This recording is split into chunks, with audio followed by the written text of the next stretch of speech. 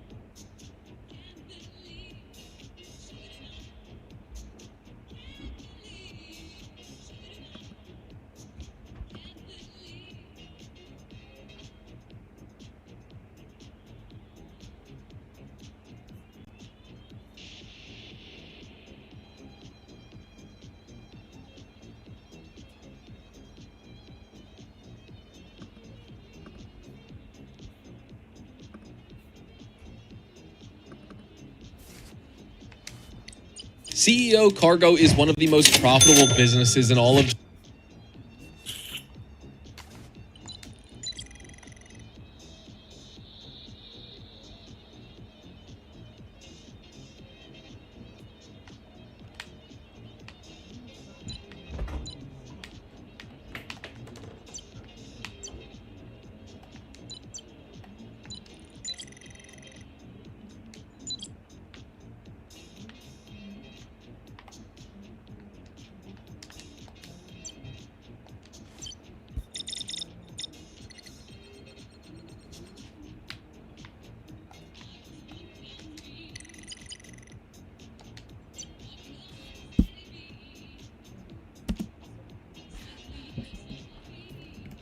GTA Online, and it's only become better over the years. So in today's video, I'll show you exactly how to make the most amount of money possible with this business using the least amount of effort. This is going to be an A to Z guide that covers every single aspect of the CEO Special Cargo grind in 2025, and I'll also teach you how to fill up your warehouse in the fastest possible way by skipping the 5-minute cooldown. Then I'll show you how to combine manual sourcing with warehouse technicians to boost your income even further, because a lot of people don't know this, but CEO Cargo is one of the very few businesses in GTA Online that works even after you log off, and I'll show you how to take advantage of that. But first things first, we're going to need ourselves a CEO office, because without the CEO computer, we cannot access the SecuroServe network, which is where all of the warehouses are sold. You cannot directly buy a Special Cargo warehouse on Maze Bank foreclosures like you can do with other businesses, so you need a CEO office first, and these can be found on the Dynasty A Executive Real Estate. If you can get this deal without any hiccups, then we can celebrate.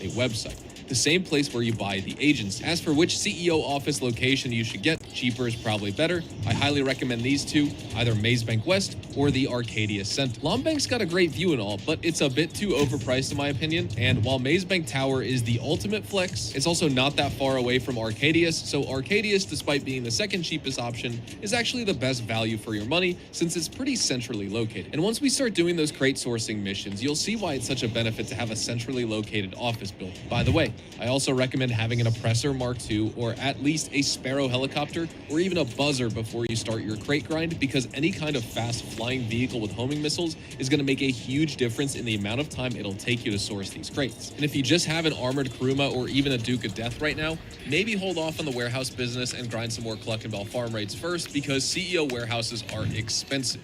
Like $3 million each kind of expensive.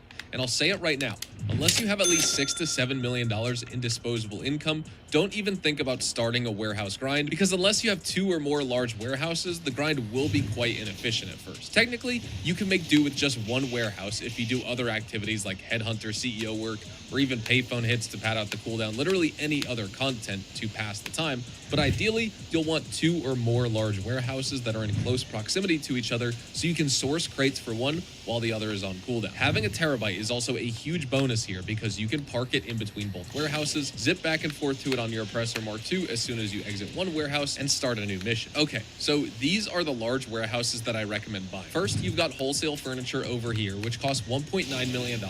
And right beneath that, we've got Cypress Warehouse, which is literally just 1 block away. I'd start with these two first, and then work my way up to the other large warehouses like Logistics Depot, as well as the Darnell Bros warehouse. Also, if you pay close attention here, you'll notice that the 4 large warehouses I just mentioned are situated almost perfectly along this one big line, top to bottom. And you'll see why that's useful later in the video. And speaking of size here, large warehouses are the only ones worth getting for 2 major reasons. First, they encourage you to only do 1 big sell mission at the end of the month, instead of doing 2 or 3 sell missions that are spread out over the course of weeks. Small warehouses hold 16 crates, medium warehouses hold 42. Meanwhile, large warehouses hold a whopping 111 crates, which makes them a lot more efficient from a profit versus time perspective. The second reason to get large warehouses is that the value of each individual crate that you sell goes up based on volume. So for example, if you're only selling 1 crate, it's worth $10,000.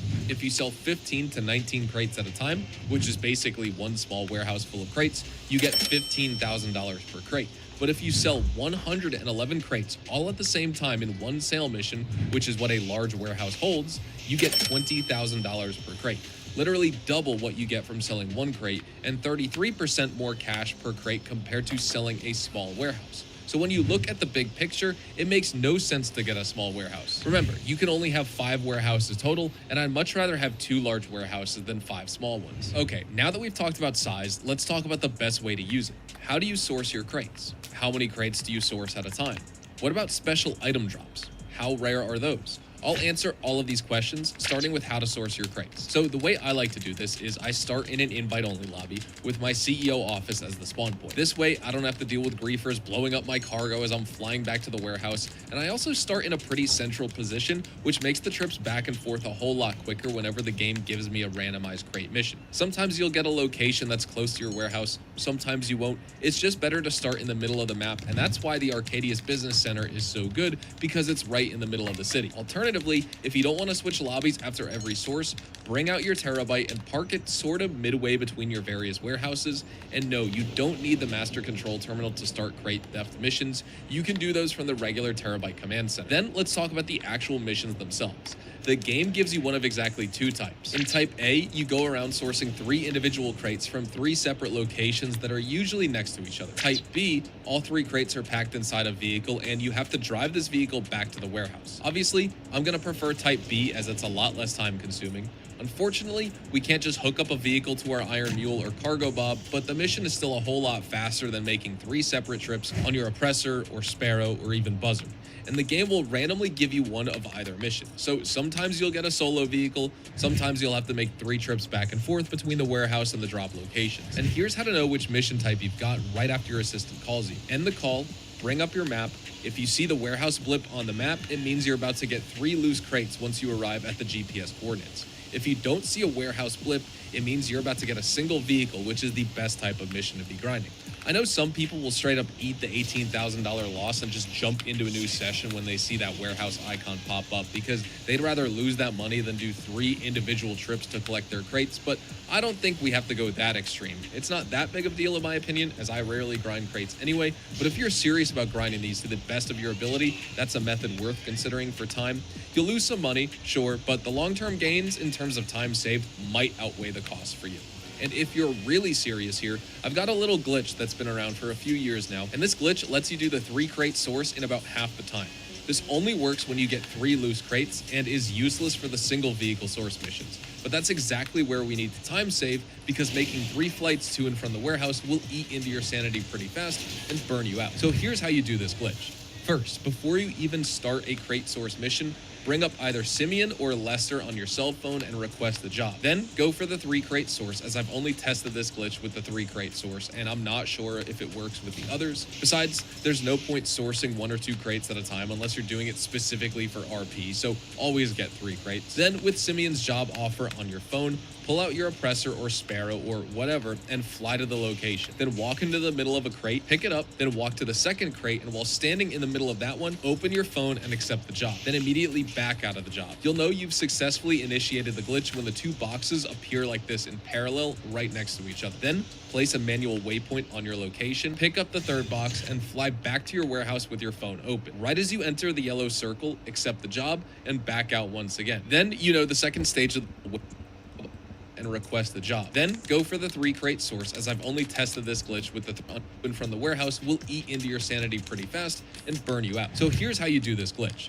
First, before you even start a crate source mission, bring up either Simeon or Lester on your cell phone and request the job. Then go for the 3 crate source, as I've only tested this glitch with the 3 crate source and I'm not sure if it works with the others. Besides, there's no point sourcing 1 or 2 crates at a time unless you're doing it specifically for RP, so always get 3 crates. Then with Simeon's job offer on your phone, pull out your Oppressor or Sparrow or whatever and fly to the location. Then walk into the middle of a crate, pick it up, then walk to the second crate, and while standing in the middle of that one, open your phone and accept the job. Then immediately back out of the job. You'll know you've successfully initiated the glitch when the 2 boxes appear like this in parallel right next to each other. Then place a manual waypoint on your location, pick up the 3rd box, and fly back to your warehouse with your phone open. Right as you enter the yellow circle, accept the job, and back out once again. Then you know the second stage of the glitch has been activated when you can't see the 2 remaining crates on your map. You also won't be able to use your crates at a time unless you're start a crate pretty fast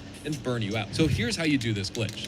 First, before you even start a crate source mission, Bring up either Simeon or Lester on your cell phone and request the job. Then go for the 3 crate source, as I've only tested this glitch with the 3 crate source and I'm not sure if it works with the others. Besides, there's no point sourcing 1 or 2 crates at a time unless you're doing it specifically for RP, so always get 3 crates. Then with Simeon's job offer on your phone, pull out your oppressor or sparrow or whatever and fly to the location. Then walk into the middle of a crate, pick it up, then walk to the second crate, and while standing in the middle of that one, open your phone and accept the job. Then immediately back out of the job. You'll know you've successfully initiated the glitch when the 2 boxes appear like this in parallel right next to each other. Then place a manual waypoint on your location, pick up this in parallel right next to each other. Then complete enable crates at a time unless you're doing it specifically for RP, so always get 3 crates. Then with Simeon's job offer on your phone, pull out your oppressor or sparrow or whatever and fly to the location. Then walk into the middle of a crate, pick it up, then walk to the second crate, and while standing in the middle of that one, open your phone and accept the job. Then immediately back out of the job. You'll know you've successfully initiated the glitch when the 2 boxes appear like this in parallel right next to each other. Then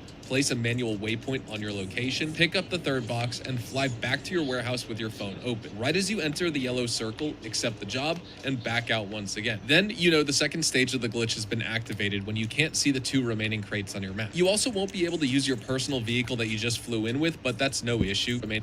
Parallel right next. You'll know you've standing in the middle of that one, open your phone and accept the job. Then immediately back out of the job. You'll know you've successfully initiated the glitch when the 2 boxes appear like this in parallel right next to each other. Then place a manual waypoint on your location, pick up the 3rd box, and fly back to your warehouse with your phone open. Right as you enter the yellow circle, accept the job, and back out once again. Then you know the second stage of the glitch when the 2 boxes appear like this in parallel right next to each other. Then place a manual waypoint on your location, pick up the 3rd box, and fly back to your warehouse with your phone. Place a manual waypoint on your location, pick up the 3rd box, and fly back to your warehouse with your phone open. Right as you enter the yellow circle, accept the job, and back out once again. Then you know the second stage of the glitch has been activated when you can't see the 2 remaining crates on your map. You also won't be able to use your personal vehicle that you just flew in with, but that's no issue. Simply call a different one or respawn it. Then fly back to the manual waypoint you set earlier and accelerate your oppressor right through the 2 crates, picking up both at the same time. The game will then warp you back into your warehouse,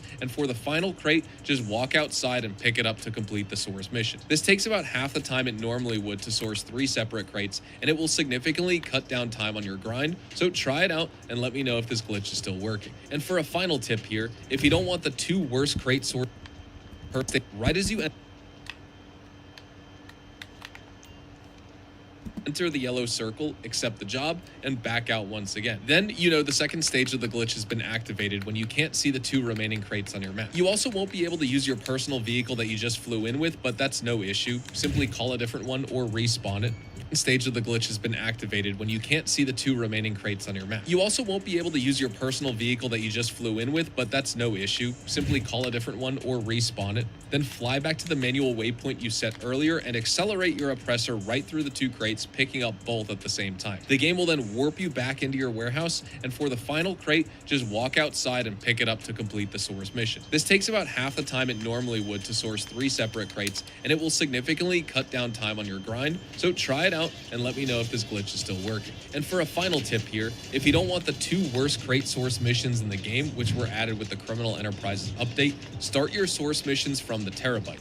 With the Terabyte, you'll only get the OG source missions, and you'll skip out on those god-awful underwater source missions, as well as the auto shop mission, both of which can take 20 minutes or more. It's absolutely ridiculous. Also, don't forget to layer your cooldowns. So, for example, if you source one warehouse, it will go on a 5-minute cooldown, but that only applies to the warehouse that you just used. So all of the other warehouses are still available, and you can do a new source mission while the first warehouse comes off cooldown. Now, let me talk to you about a technique that I use myself to source crates without doing any actual work myself. First, I spawn on my CEO office and do a quick export mixed goods mission for $50,000. Takes about 3 minutes, and that cash I get is very important, because what I do with it is I fly to all 5 of my warehouses and I assign all 5 technicians inside of there to bring me crates. Of course, it's much faster if the warehouses are all right next to each other, and this is where it helps to have chosen good locations like we talked about earlier on in the video. It costs $7,500 per technician, so $37,500 in total, and they reset every 48 minutes, so you can send them out again at the end of that time. Technicians most of the time will bring you 1 or 2 crates, but occasionally they might bring in a 3rd crate as well. And there's the even rarer chance that they'll return with a special item. This has a 1 in 100 or about 1% chance of happening. Anyways, I spend about 5 minutes assigning my techs, and then I go do whatever other content I want. Contact missions, adversary modes, heists, other businesses, etc., whatever you want to do. Then, at the end of my gameplay session, I pop back in, do another export mixed goods, and assign all 5 technicians to crate hunting before I log off. You see, these guys even work while you're offline, so the next time you get into the game, you'll be notified on who acquired what as soon as what and do. Anyway, turn with a special item. Again, 1,005 videos to each other, and this is where me crates. I'll take spawn on my technique that I use myself to source crates without doing any actual work myself. First, I spawn on my CEO office and do a quick export mixed goods mission for $50,000. Takes about 3 minutes, and that cash I get is very important, because what I do with it is I fly to all 5 of my warehouses and I assign all 5 technicians inside of there to bring me crates. Of course, it's much faster if the warehouses are all right next to each other, and this is where it helps to have chosen good locations like we talked about earlier on in the video. It costs $7,500 per technician, so $37,500 in total, and they reset every 48 minutes, so you can send them out again at the end of that time. Technicians most of the time will bring you 1 or 2 crates, but occasionally they might bring in a 3rd crate as well. And there's the even rarer chance that they'll return with a special item. This has a 1 in 100 or about 1% chance of happening. Anyways, I spend about 5 minutes assigning my techs, and then I go do whatever other content I want. Contact missions, adversary modes, heists, other businesses, etc., whatever you want to do. Then, at the end of my gameplay session, I pop back in, do another export mixed goods, and assign all 5 technicians to crate hunting before I log off.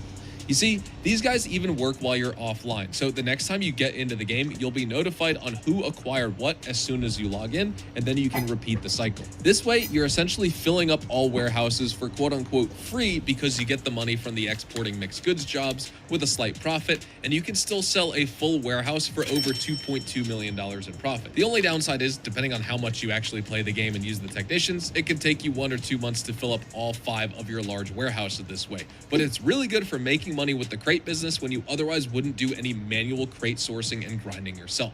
That's what I do nowadays. Now, let's talk about selling here. Obviously, you should only sell when your warehouse is 100% full, as that will give you the maximum profit per crate. But what about public versus private? I usually do my sells in private lobbies if I have multiple full warehouses, but if you have a crew or if you're in a Discord group, you can do public sell missions, as that will give you up to a 50% boost on your crate value, taking your total sale value per large warehouse from $2.2 million all the way up to $3.3 million.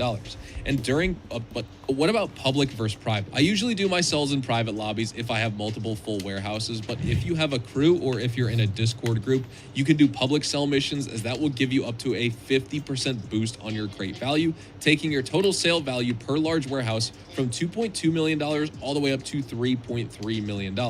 And during 2 times bonus weeks, each warehouse is worth $6.6 million in a packed lobby. Sell all 5, and that's $33 million in 1 single day. Quite frankly here, there's no other activity in GTA 5 Online that delivers quite the same level of dopamine hits you get from watching your GTA bank balance go up by over $30 million in just 1 hour. Here, sell all 5, and that's 30. Each warehouse is worth $6.6 million in a packed lobby. Sell all 5, and that's $33 million in 1 single day. Quite frankly here, there's no other activity in GTA 5 Online that delivers quite the same level of dopamine hits you get from watching your GTA bank balance go up by over $30 million in just 1 hour. And Rockstar usually does 2 times bonuses for CEO cargo once, maybe twice a year if we're lucky at this point. So you can make $60 million in 2 days if you sell public with that high demand bonus. Also, the only vehicle upgrade you need if you sell private is the tugboat speed upgrade. Forget about armor unless you're selling in public lobbies. And for the air cell, where you randomly get enemy Valkyrie NPCs, if you're solo, fly to each checkpoint and clear the area with your Sparrow or Raiju before you fly in with a Titan. Otherwise, you're gonna lose all your cargo. Finally, let's talk about special items. The game actually has a very specific checklist that it follows to see if you're eligible for special items. First, as soon as you spawn into a session, it will assign you a contraband type, which is randomized. Special items like ornamental eggs, rare hides, and golden miniguns only spawn across 6 specific contraband categories, so if you don't have one of those assigned, you won't be eligible in that session. Then the game also checks to see that you've done at least 20 source missions, and if you pass that check, it will also scan for duplicate special items. If you pass all 3 checks, there's a 10% chance of spawning a special item, and you'll know you have one when you get a call from your assistant. If you don't roll a special, just hop into a new invite-only lobby and try again. Only lobbies, and for the air cell where you randomly get enemy Valkyrie NPCs, if you're solo, fly to each checkpoint and clear the area with your Sparrow or Raiju before you fly in with a Titan. Otherwise, you're gonna lose all your cargo. Finally, let's talk about special items. The game actually has a very specific checklist that it follows to see if you're eligible for special items. First, as soon as you spawn into a session, it will assign you a contraband type, which is randomized. Special items like ornamental eggs, rare hides, and golden miniguns only spawn across 6 specific contraband categories, so if you don't have one of those assigned, you won't be eligible in that session. Then the game also checks to see that you've done at least 20 source missions, and if you pass that check, it will also scan for duplicate special items. If you pass all 3 checks, there's a 10% chance of spawning a special item, and you'll know you have one when you get a call from your assistant. If you don't roll a special, just hop into a new invite-only lobby and try again. But once you do get a special item, make sure you've done at least 20 source missions before you try to spawn another one. And with that said, that's my full 2025 updated money-making guide for CEO Special Cargo. One of the more underappreciated businesses in the game now that we have all these fancy heists that pay more money in a shorter amount of time. But patience is a virtue when you're grinding crates, and the payoff at the end is truly massive if you stick around for it. Thank you guys so much for watching. Please consider dropping a like on this video if you found the information informative, and of course subscribing to the channel if you're new and you want to see more GTA 5 online content just like this. Feel free to check me out over on Twitch, Twitter, and Instagram, specifically twitch.tv/HazardousHDTV. That is where you'll find all my GTA 5 online money grinding live streams. It's the GTA 6 waiting room over there. Anyways, I'll catch you guys in the next video. Until then, adios amigos.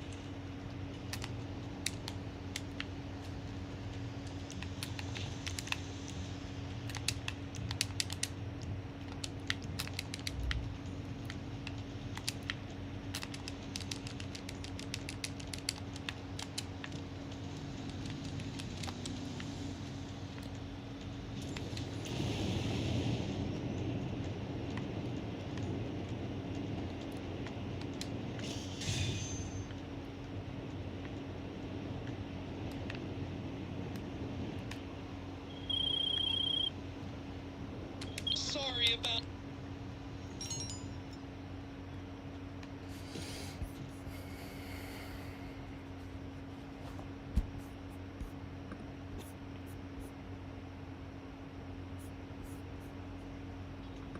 CEO cargo is one of the most expensive and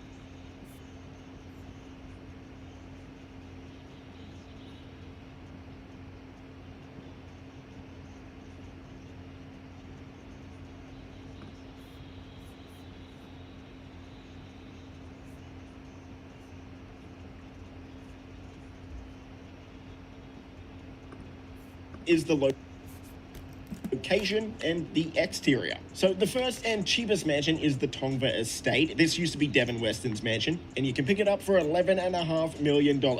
Next, we have the Vinewood Residence. This is the mid-tier price mansion at $12.2 million, and this is what the outside looks like for this one. It's a little bit different. The hot tub is in a different location, and you've also got a pond. And finally, we have the most expensive mansion, the Richmond Villa, for $12.8 million. Very similar layout to the first mansion, but in my opinion, in a much more central and better location. But to be honest, the location is completely up to you, and it's personal preference, because there's no real missions for the mansion. So it doesn't really matter where your location is, especially because it's got a fast travel system, which we'll go over soon. So honestly, just get the mansion that looks coolest and is in your favorite location. All right, let's talk about upgrades. There's 4 additional rooms that you can add to your mansion. First, we have an armory. This will work the exact same way that the armory in your agency works. It'll have a Mark II weapon workshop, a place for you to customize your loadouts and restock. It is close to $1 million though, and it's definitely not a necessary purchase, but it is convenient and it's a nice place to stock up on armor. Next, we have the arcade for $950,000. This one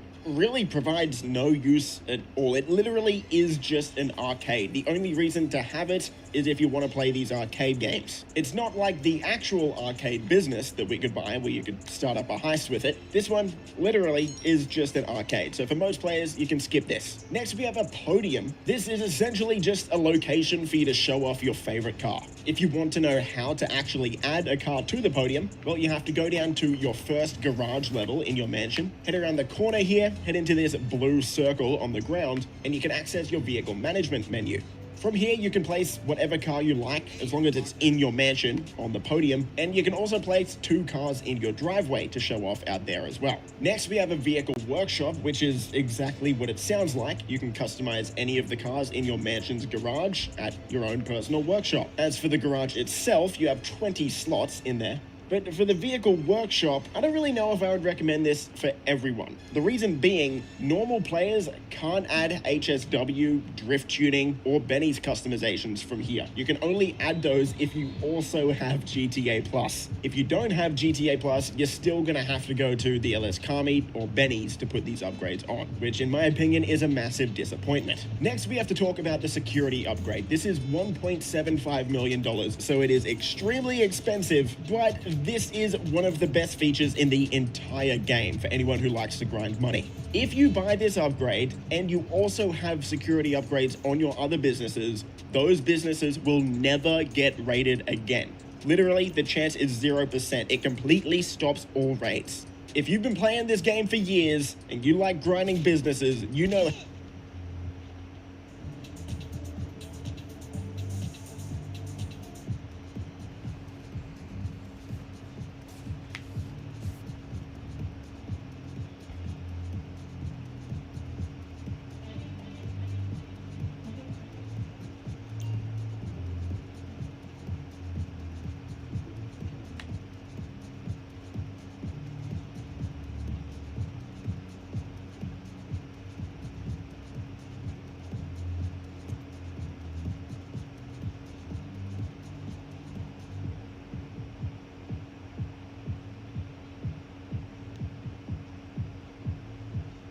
how annoying the raids are. They suck. But now, with this upgrade, it'll never happen again, which in my opinion, absolutely makes this upgrade worth it, and it's almost a must-have. The final upgrade we have is the AI assistant, and this one is going to need an entire section to itself. So let's get into it. You can choose 3 different voices for your AI assistant: Angel, Haviland, and OG, all of which work the exact same. They just have different voices and different voice lines. But the real magic comes with what the AI assistants can actually do for you. So let's get into that now. To access your AI assistant's features, just head over to any of the tablets or TVs with your AI assistant on the wall. Here you can see all of the options. Let's go through them one by one because a lot of them are awesome. Starting off with the fast travel. This is exactly what it sounds like. You can fast travel to any of the properties in the entire game that you own. Yes, every single one, even garages. This is one of the best quality of life features we've ever got in GTA Online. So what this means is really your spawn point should always be your mansion.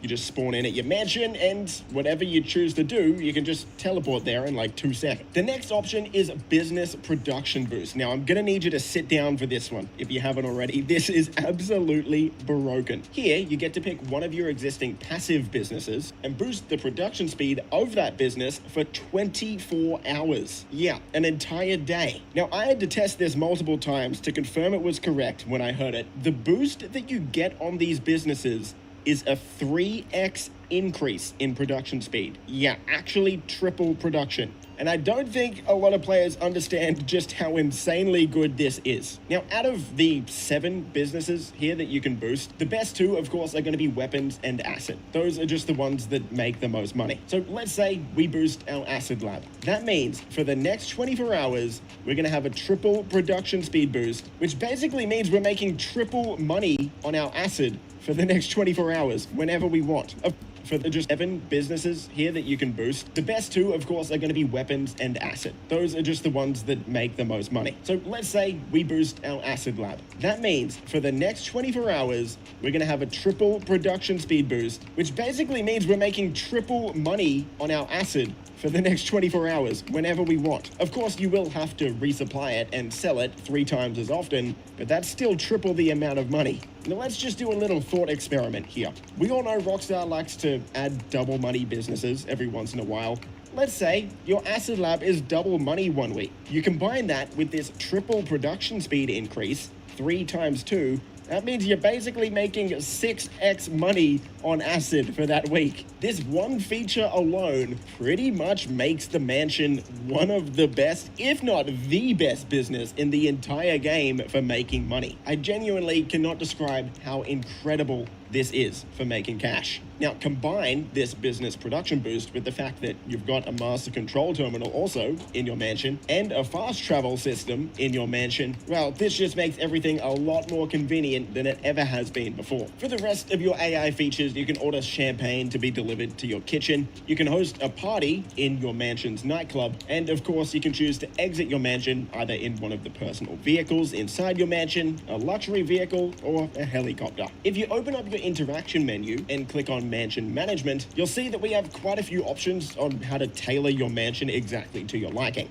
First, let's talk about the audio section. Here you can change whatever music is playing in your mansion or in your mansion's nightclub, as well as turn off the AI assistant's voice if you choose to do so. I know a lot of people kind of get annoyed with Angel's voice after a while, so if you want to turn it off, this is how you do it. If you head into the decorations tab, you can change a bunch of the artwork around your mansion, some of which actually has some cool references to Red Dead Redemption 2, like this one here. Let's be honest, most of us who are going to buy a mansion want to flex, like around your mansion, some of which actually the decorations voice after a while, so if you want to turn it off, this is how you do it. If you head into the decorations tab, you can change a bunch of the artwork around your mansion, some of which actually has some cool references to Red Dead Redemption 2, like this one here. Let's be honest, most of us who are going to buy a mansion want to flex. So if you head down to your trophy room and head into the trophy and plaques menus here, this is where we get to show off some of our achievements we've made in GTA Online over the past few years. You can choose 5 different trophies to put on display. And a lot of these are really cool, like holding a world record, winning 100 races, reaching level 1000, or if you're insane like me, earning $1 billion in the game. So anytime you invite someone over to your mansion, this is where you get to flex. Just to the right of the trophies in your trophy room, though, are the plaques. Now, this is only available for PC players on the Enhanced Edition and PS5 and Xbox Series users, because here you get to show off the plaques for completing Tier 4 career challenges. Any of the Tier 4 challenges you've completed over the years can be put onto a plaque, and you can put up to 8 of them on the wall. Let's talk about pets. If you head to the guest bedroom downstairs, you can buy a cat. There's a few different options to choose from. All of them are going to be $15,000, and you can name your cat whatever you want. Same thing goes for a dog. If you go outside, head around the corner, there'll be a dog kennel. And again, there's lots of different dogs to choose from. All of them are going to be $15,000. After that, when you're just wandering around your mansion, you'll find your cat and dog in different locations around the house. And yes, you can pet your dog and cat. Also with the mansion, we have a gym for the first time ever in GTA Online. And yes, it actually does serve a purpose. If you work out here every day, it's going to increase your strength. But if your strength is already maxed, working out each day will give you a temporary strength boost, which, to be honest, isn't really that useful. What is useful, though, is upstairs on the roof. On the roof of your mansion, you can do yoga. And while it might be pretty boring, the benefit is actually really cool. So completing yoga each day will give you a temporary speed boost. And after running around with this speed boost active, yeah, it's actually really noticeable. So I can see a lot of players coming to do yoga every day purely for this boost. One of the more surprising things you can do with your mansion is actually in the mansion's salon. Now in here, you've got your own tattoo artist as well as your own hairdresser to customize your look however you want, of course. But if you head into your spa room inside your mansion and lay down, relaxing will actually decrease your mental state. So if you've been causing chaos in GTA Online lobbies, and you want your mental state to come down, you can chill out here. Also, a cool couple extra tips in your salon here. If you walk over here, you can put on a bathrobe. And over in this corner, we have the infamous green juice. A lot of people didn't think it was going to be in the mansion because they couldn't find it, but it's hiding down here in your salon. We've got some extra rooms in your mansions as well, like a cigar room where you can sit down and smoke. This isn't going to provide any benefits, but it is kind of cool. It looks cool, at least. And we've got a theater where you can sit down and watch Michael's movie Meltdown. We also have a vault at the bottom of your mansion on the bottom floor in basement 2. And this doesn't really do much. Depending on how much money you actually have in your bank account, this vault will be more full or less full. If you've got no money, it's going to be empty. if you have hundreds of millions of dollars, it's going to be full of cash and gold, like this one. Finally, we have to talk about the new contact in your phone. When you're out and about, you'll have a new contact, and that's your AI assistant. So depending on which one you chose, the name is going to be different. If you call your AI assistant, you can access 3 different services. A limo service, which will bring a driverless limo to you and drive you wherever you want. A luxury vehicle service, which can have a vehicle delivered to you. Or that business production boost that we mentioned before, in case you couldn't be bothered to go back to your mansion to do it. And there you go. That's a mansion. Overall, I think this is by far the coolest property we have in the entire game. But what I didn't expect coming into this DLC was the fact that this was actually going to be one of the best businesses in the entire game to make money as well. I know the mansions are extremely expensive, but for a lot of people that grind this game out, that triple business production speed is going to make you that $12 million back pretty quick. So to sum up, is the mansion worth it? Honestly, I would say yes. Most players nowadays have been playing this game for almost a decade, maybe longer. So most of us don't really need money anymore. And if that's you, absolutely, blow your load on a mansion. But if you do need money, well, yet again, the mansion is a pretty good investment. I know it's expensive, but again, that triple production speed boost is insane, as well as the security upgrade to ensure none of your businesses ever get raided again. Those are 2 massive upgrades that are going to make you and save you a lot of money in the future. So yes, I do think most players should buy a mansion if they can afford it.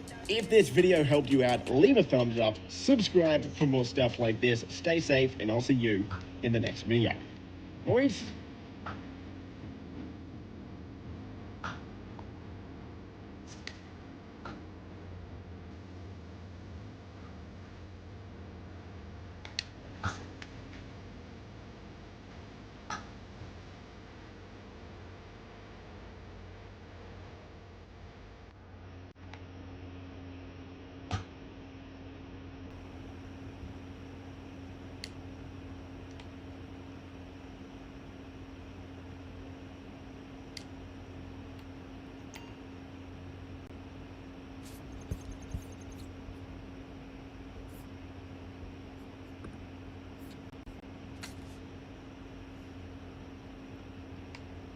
Hey boys, it's Harm9. Today we're going to be going over what to buy and what to avoid this week in Grand Theft Auto Online, and we have a pretty good week on our hands. Before we get into the video, if you end up enjoying this or learning something, consider dropping a like and subscribing if you guys are new. Helps me out a lot.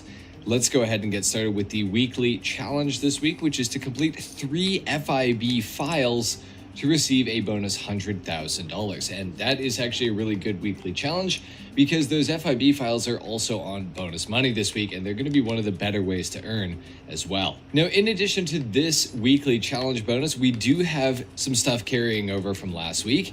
That is the $500,000 login bonus. Now, this is not a new version of this bonus. Like, if you logged in last week and got the 500K, you're not going to be able to log in this week and get an additional $500,000. The same goes for the next bonus, which is $1 million for completing a heist. That does not stack this week again. If you got that last week, it's over. You already got it. And for mansion owners, if you log in this week, last week, or all the way till July 13th, you receive a special collection of gifts ahead of the Quartz Center Heist DLC, so that's pretty cool. Now, as far as bonus money goes, we have 4 times money on the FIB priority file this week through the garment factory. So I'll show you guys this right here, right now. The priority file is paying $1,224,000 for the fine art file this week. Now, this is only available 1 time for the week, but as you guys can see, we also have double money and double RP on all of the other files as well. So Project Breakaway, Brute Force, and the Black Box file, all paying over $300,000 for completion. So that's going to be a really good way to make money because most of these take about 30 minutes.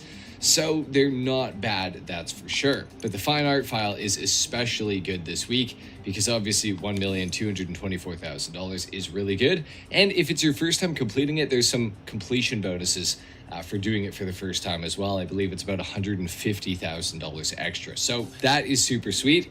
This is definitely something you guys have got to take advantage of this week if you own a garment factory in GTA Online. Now, in addition to this, we also have double money and double RP on Acid Lab sale missions. So the Acid Lab usually sells for about $350,000. This week, it's going to be selling for about $700,000, and that's not including a high demand bonus either, by the way. So it's going to be over $1 million. That is super sweet. This is definitely something you guys have got to take advantage of this week if you own a garment factory in GTA Online. Now, in addition to this, we also have double money and double RP on Acid Lab sale missions. So the Acid Lab usually sells for about $350,000. This week, it's going to be selling for about $700,000. For doing it for the first time as well, I believe it's about $150,000 extra. So that is super sweet. This is definitely something you guys have got to take advantage of this week if you own a garment factory in GTA Online. Now, in addition to this, we also have double money and double RP on Acid Lab sale missions. So the Acid Lab usually sells for about $350,000. This week, it's going to be selling for about $700,000, and that's not including a high demand bonus either, by the way. So it's going to be over $1 million if you sell in a high demand bonus session, whether that's a crew session like the ones that my crew hosts through our Discord server, or in a public lobby with just random players where you might lose your sale if you get blown up. So Acid Lab being on double money is really, really good. And in addition, with the mansion production boost as well, this is going to be a sick way to make money. So of course, I'm going to do a weekly money video tomorrow going over this exact thing, and you guys will be able to learn how to make a ton of money this week in GTA Online. But anyways, we have a couple more things on bonus money as well. One of those being Fooligan jobs, which you're going to need to complete 10 of in order to get the equipment upgrade in your Acid Lab, which you're going to need to do. I mean, if you want to make money, you're going to need to have the equipment upgrade in the Acid Lab available. Additionally, we also have double money and double RP on all of these special vehicle races in GTA Online, so like the Rocket Voltic ones, Ruiner 2000 ones, everything like that. These are pretty fun, not the best things ever, but they are pretty fun. And we also have the Community Combat series on double money and double RP as well, so this is pretty cool too. So that's going to do it for bonus money this week, guys, but we have some pretty crazy discounts going on this week. Going to need to do. I mean, if you want to make money, you're going to need to have the equipment upgrade in the Acid Lab available. Additionally, we also have double money and double RP on all of these special vehicle races in GTA Online, so like the Rocket Voltic ones, Ruiner 2000 ones, everything like that. These are pretty fun, not the best things ever, but they are pretty fun. And we also have the Community Combat series on double money and double RP as well, so this is pretty cool too. So that's going to do it for bonus money this week, guys, but we have some pretty crazy discounts going on this week as well. We have a free upgrade for the Brigade 6x6 into the Acid Lab, so that's going to be free this week. That is a huge money savings right there, because that normally costs $750,000. For a property discount this week, we have the Garment Factory 40% off, so you should probably consider buying this, because I mean, this week you can easily pay it off by just doing a couple of the files for sure. So I think it's worth it to buy a Garment Factory this week. In fact, I do recommend it. As you guys can see here, even on Warstock Cash and Carry, the Brigade 6x6 is completely free. So gotta make sure you have a Brigade 6x6. Now, something to note is that for some of you who haven't completed the first dose missions, which is how you get the Acid Lab in the Brigade 6x6, this is going to be available for you to purchase. However, until you complete those missions, you will not be able to put the Acid Lab inside it. So effectively what I'm saying is there's no point in purchasing it on the website, particularly if it costs money, because you will not even be able to use the Acid Lab, and you're going to have to do the first dose missions in the first place to be able to put the Acid Lab in it. And that's also going to save you the difference in cost, because you will get the Brigade 6x6 for free at the end of those missions. So whatever you do, do not buy a Brigade 6x6 on Warstock if it actually costs money here. Like if it does not say $0 here, it is going to cost you money, and you're going to get no benefit from it, because you're still going to have to jump through all the hoops in order to get the Acid Lab anyway. So don't buy it on Warstock.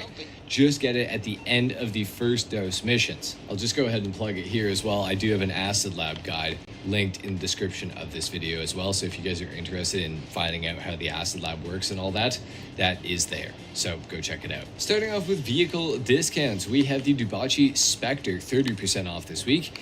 This thing is an awesome Benny's customizable vehicle. Even without the Benny's customization on it though, it is a really, really good looking car. For only $420,000, I think this is a no-brainer to pick up. I think pretty much everybody should buy this vehicle.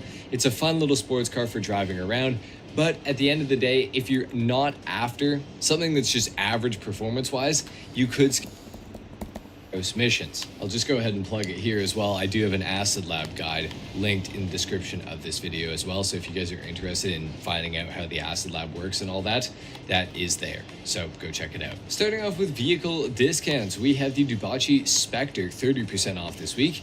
This thing is an awesome Benny's customizable vehicle. Even without the Benny's customization on it though, it is a really, really good looking car. For only $420,000, I think this is a no-brainer to pick up. I think pretty much everybody should buy this vehicle.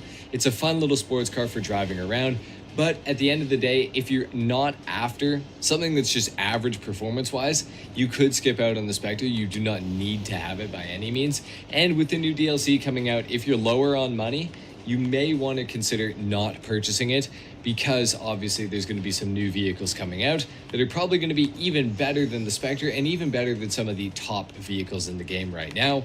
So depending on how much money you have, you may want to buy the Spectre or not. You're not really losing out on not owning it, but it is a pretty fun car to drive around in free mode, so if you're interested, consider purchasing it. Moving over to Legendary Motorsport, we have the Annis Euros X32 on discount, 30% off, going for $1,050,000. Now this thing does have an HSW upgrade available for it. However, the HSW upgrade is quite expensive, about $1.4 million if I remember correctly, and it doesn't really get much benefit from that HSW upgrade. And for a car that's going to cost you $2.4 million just for the initial HSW upgrade and the purchase price, it's not necessarily the greatest car, and you're not really going to get much of a payback in terms of the, performance. It's not that crazy or anything like that. With HSW, it has a top speed of about 130 miles an hour, which is not that quick, especially compared to something like the Banshee GTS or Vapid FMJ Mark V or any of these other cars. Now, if you like the Euros X32, you might want to consider purchasing one this week. It's not the greatest car ever, but it's not the worst car ever either. Customization-wise, it's a little bit disappointing in my opinion, especially for a 300ZX. I feel like it could have had more stuff to be done to it. But again, if you want one, now is going to be a good time to purchase it. And if you're going to purchase one and you have HSW available, you may want to consider doing it just to get the extra performance out of it. But again, it really depends on how much money you have. And if you want some of the new stuff that comes out with this next DLC, you may want to skip out on some of those upgrades like HSW, or you may want to skip out on the car itself. Scrolling further down, we have the Pfister Comet S2 Cabrio for $1,260,000. It does have a missile lock-on jammer available for it, and it's got pretty much the exact same customization options as the regular Pfister Comet S2. However, what I will say about the S2 Cabrio is that for some reason, it actually has slightly better handling than the S2 itself. The S2 is one of the most disappointing cars in the entire game, in my opinion, because it should be really, really good. And luckily, the S2 Cabrio actually is fairly good. It's kind of what the S2 should have been, in my opinion, because the back end doesn't just randomly slide out on you at all times. The biggest gripe I have with the S2 Cabrio is obviously it's a soft top convertible, not the greatest look ever, but with the roof down, it does look pretty decent, I would say. Overall, I don't really feel like it's worth the $1.26 million. I think that is quite expensive, but if it's a car you've been after or been waiting for it to go on discount, you should probably purchase it this week. But again, just be advised about that DLC coming out. Scrolling even further down, we have the Pegassi Zaruso for $1,350,000. This thing also has the missile lock-on jammer available for it. Formerly, this is one of the best non-HSW supercars in GTA Online. However, it is extremely ugly, to be completely honest, guys. Now, that might just be my personal preference, but just with the wheels so sunken into the body lines of the vehicle, and the fact that there's not a lot in the way of customization, plus I just think the car is just kind of ugly. It's got a huge nose. I don't really think it's the best car ever, especially in today's world where we have HSW, but even if you play on a platform without HSW, the Zaruso is still not fast enough to justify this price tag. There are sports cars that are way better and way faster than the Zaruso. I personally feel like it's not worth it, so I would advise most people to avoid purchasing the Zaruso this week. Scrolling further down, we have the Dinka Jester Classic and the Vapid Flash GT. Both of these cars have engine resistance, meaning that their acceleration is slightly stunted from a regular vehicle in comparison. Now, they have done enough to justify this price tag. There are sports cars, especially car is just kind of ugly. It's got a huge nose. I don't really think it's the best car ever, especially in today's world where we have HSW. But even if you play on a platform without HSW, the Zaruso is still not fast enough to justify this price tag. There are sports cars that are way better and way faster than the Zaruso. I personally feel like it's not worth it, so I would advise most people to avoid purchasing the Zaruso this week. Scrolling further down, we have the Dinka Jester Classic and the Vapid Flash GT. Both of these cars have engine resistance, meaning that their acceleration is slightly stunted from a regular vehicle in comparison. Now, they have done some work to kind of remedy this issue, and on the Jester and the Flash it is slightly better than it used to be. However, these are still pretty slow cars after all is said and done. The Dinka Jester Classic is a really cool car, and it's only $550,000. If you like the original Toyota Mark V Supra, if you like the Mark IV Toyota Supra, this is a car that you're probably going to want to purchase, and while it's 30% off, I think you probably should.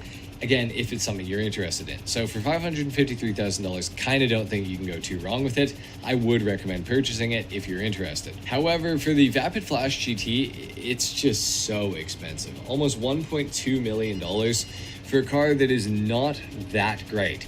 And unfortunately, the customization on this thing is pretty lacking as well.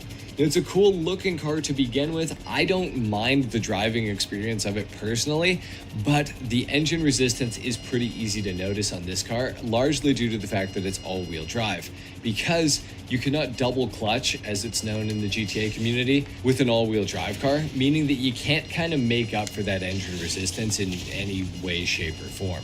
The acceleration at low RPM on this thing is also extremely stunted. It's very, very slow. Overall, I feel like the Flash GT just simply is not worth this much money, even on discount. If you've wanted one for a very long time, I would strongly urge you to still probably not buy one. But at the end of the day, if you do really, really want one, I mean, now is going to be the best time to get it. I just don't think you should. Over on Warstock Cash and Carry, we still have the Benefactor Turreted Limo for free this week, just so everyone is aware. Over on Warstock Cash and Carry, we do still have the Benefactor Turreted Limo free from last week, so you should get this while it's free. And scrolling all the way to the very bottom, we have the HVY Dump for $700,000. This is a Pegasus vehicle. You have to call Pegasus in order to get it, and I don't really recommend it. I mean, 700 grand for this thing is just, it's not really worth it in any way, shape, or form. Even for the meme, it's really not that great. If you honestly really want a dump, I mean, just go to the quarry and you can get one.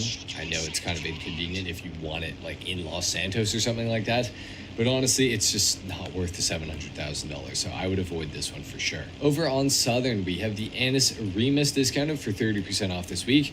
If you have the trade price for this vehicle, I feel like it's honestly not an unfair price. $720,000, I would say, is worth it.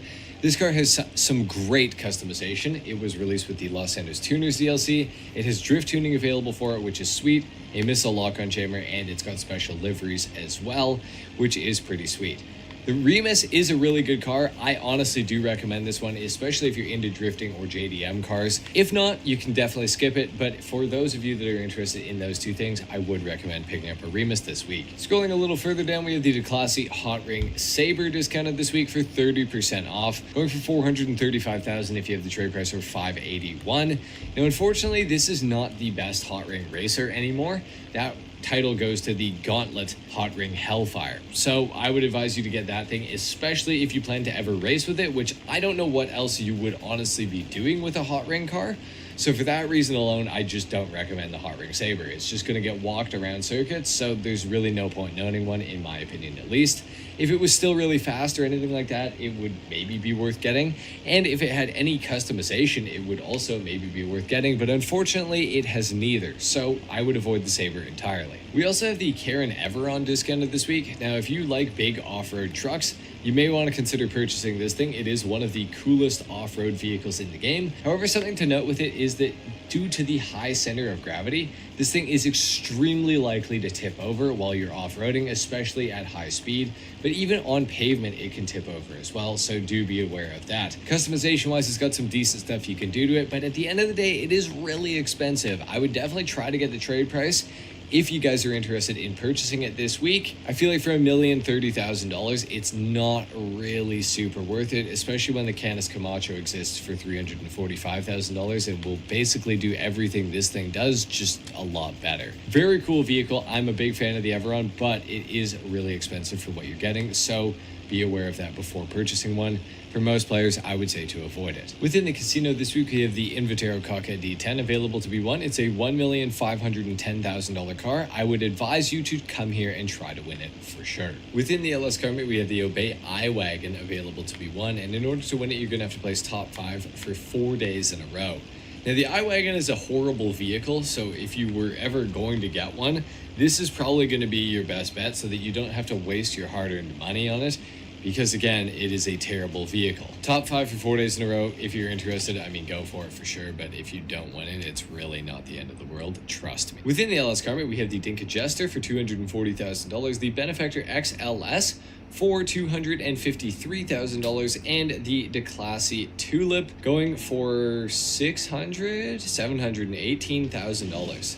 Tulip is a fantastic looking car, great looking, decent to drive until you get close to the top speed. That's where the advanced handling flags come in and start feeling like you're getting crazy crosswinds coming at you when you're on the road, and the car will just start sort of drifting by itself side to side. It's manageable, especially if you're on controller, but on PC it is a lot harder to manage. Really cool car, great customization. I honestly recommend it, even though it is kind of a weird vehicle, but for most players, I mean, you definitely don't need to buy it for sure. The XLS, really cool SUV, nothing in the way of customization. If you want it for $250K, I mean, I don't really feel like you can go wrong with it because it's fairly cheap, but the Dinka Jester out of the 3 is definitely the one to go for in my opinion. For $240,000, you're getting a fantastic sports car with some great customization and good looks. It's the one out of the 3 if you had to buy one. We also have the Maibatsu Monstrosity for the HSW test ride this week, and it is going to cost you $2,859,000. I would just make my own personally, so I would avoid buying that. Within Simeon's, we have the DeClassy Tornado Rat Rod, which is way too much money, $378,000 if I am not mistaken. Yeah, that's correct. Not a very good vehicle. I would avoid it personally. We also have the Pegassi Escape in here for $286,000. Kind of a crazy amount of money. It is a cool bike though. We have the Vapid Blade for $160,000. I see Tornado Rat Rod, which is way too much money, $378,000 if I am not mistaken. Yeah, that's correct. Not a very good vehicle. I would avoid it personally. We also have the Pegassi Escape in here for $286,000. Kind of a crazy amount of money. It is a cool bike though. We have the Vapid Blade for $160,000. I would recommend purchasing this one for sure. The Weenie Dynasty, I don't recommend. It's a terrible vehicle, but it is kind of unique, I guess. $475,000 for this one, and of course the Enos Stafford as well for almost $1.3 million. I do not feel like that is worth it at all, so I would avoid that one definitely. For the salvage yard robberies this week, for this one, and of course the Enos Stafford as well for almost $1.3 million. I do not feel like that is worth it at all, so I would avoid that one definitely. For the salvage yard robberies this week, we have the Lamp Daddy Tagon for completing the McTony robbery. The Podium robbery will get you the Invitero Coquette Blackfin, and the Gangbanger robbery will get you the Vapid Click. None of them are claimed. The Lamp Daddy Tagon for completing the McTony robbery. The Podium robbery will get you the for this one, and of course the Enos Stafford as well for almost $1.3 million. I do not feel like that is worth it at all, so I would avoid that one definitely. For the salvage yard robberies this week, we have the Lamp Daddy Tagon for completing the McTony robbery. The Podium robbery will get you the Invitero Coquette Blackfin, and the Gangbanger robbery will get you the Vapid Click. None of them are claimable, so do with that information what you will. Within luxury autos, we have the Karen Everon RS, and we have the DeClassy Walton L35 stock. You can get both on the websites, so just get them there, I would say. And the gun van location, the day this video is coming out, is down here at the Los Santos docks, and we have inside of it the battle rifle, discounted by 50% off. If you did ever want a battle rifle, now is definitely going to be a good time to purchase it. It was always an overpriced weapon, but for 50% off, it's not as terrible. We also have the stun gun. This is going to be 30% off for GTA Plus members. The combat shotgun's available, the minigun, the pump shotgun, and the baseball bat as well For throwables, we got grenades, pipe bombs, and stickies, and for body armor, we have it 10% off. The RC Bandito time trial today is Cypress Flats. The Junk Energy time trial is Mirror Park. Your regular time trial is Elysian Island 2, and your HSW time trial is Pacific Bluffs to Mount Gordeau. So it's going to start right here, and it's going to go all the way across the map and end up right here at the lighthouse. There you have it, guys. That has been it for what to buy and what to avoid this week in Grand Theft Auto Online. Of course, I will have the weekly money guide coming out tomorrow, so stay tuned for that. If you enjoyed the video or you learned something, consider dropping a like and subscribing if you guys are new. And with that being said, I will see you all in the next video. Until then, take care. Peace.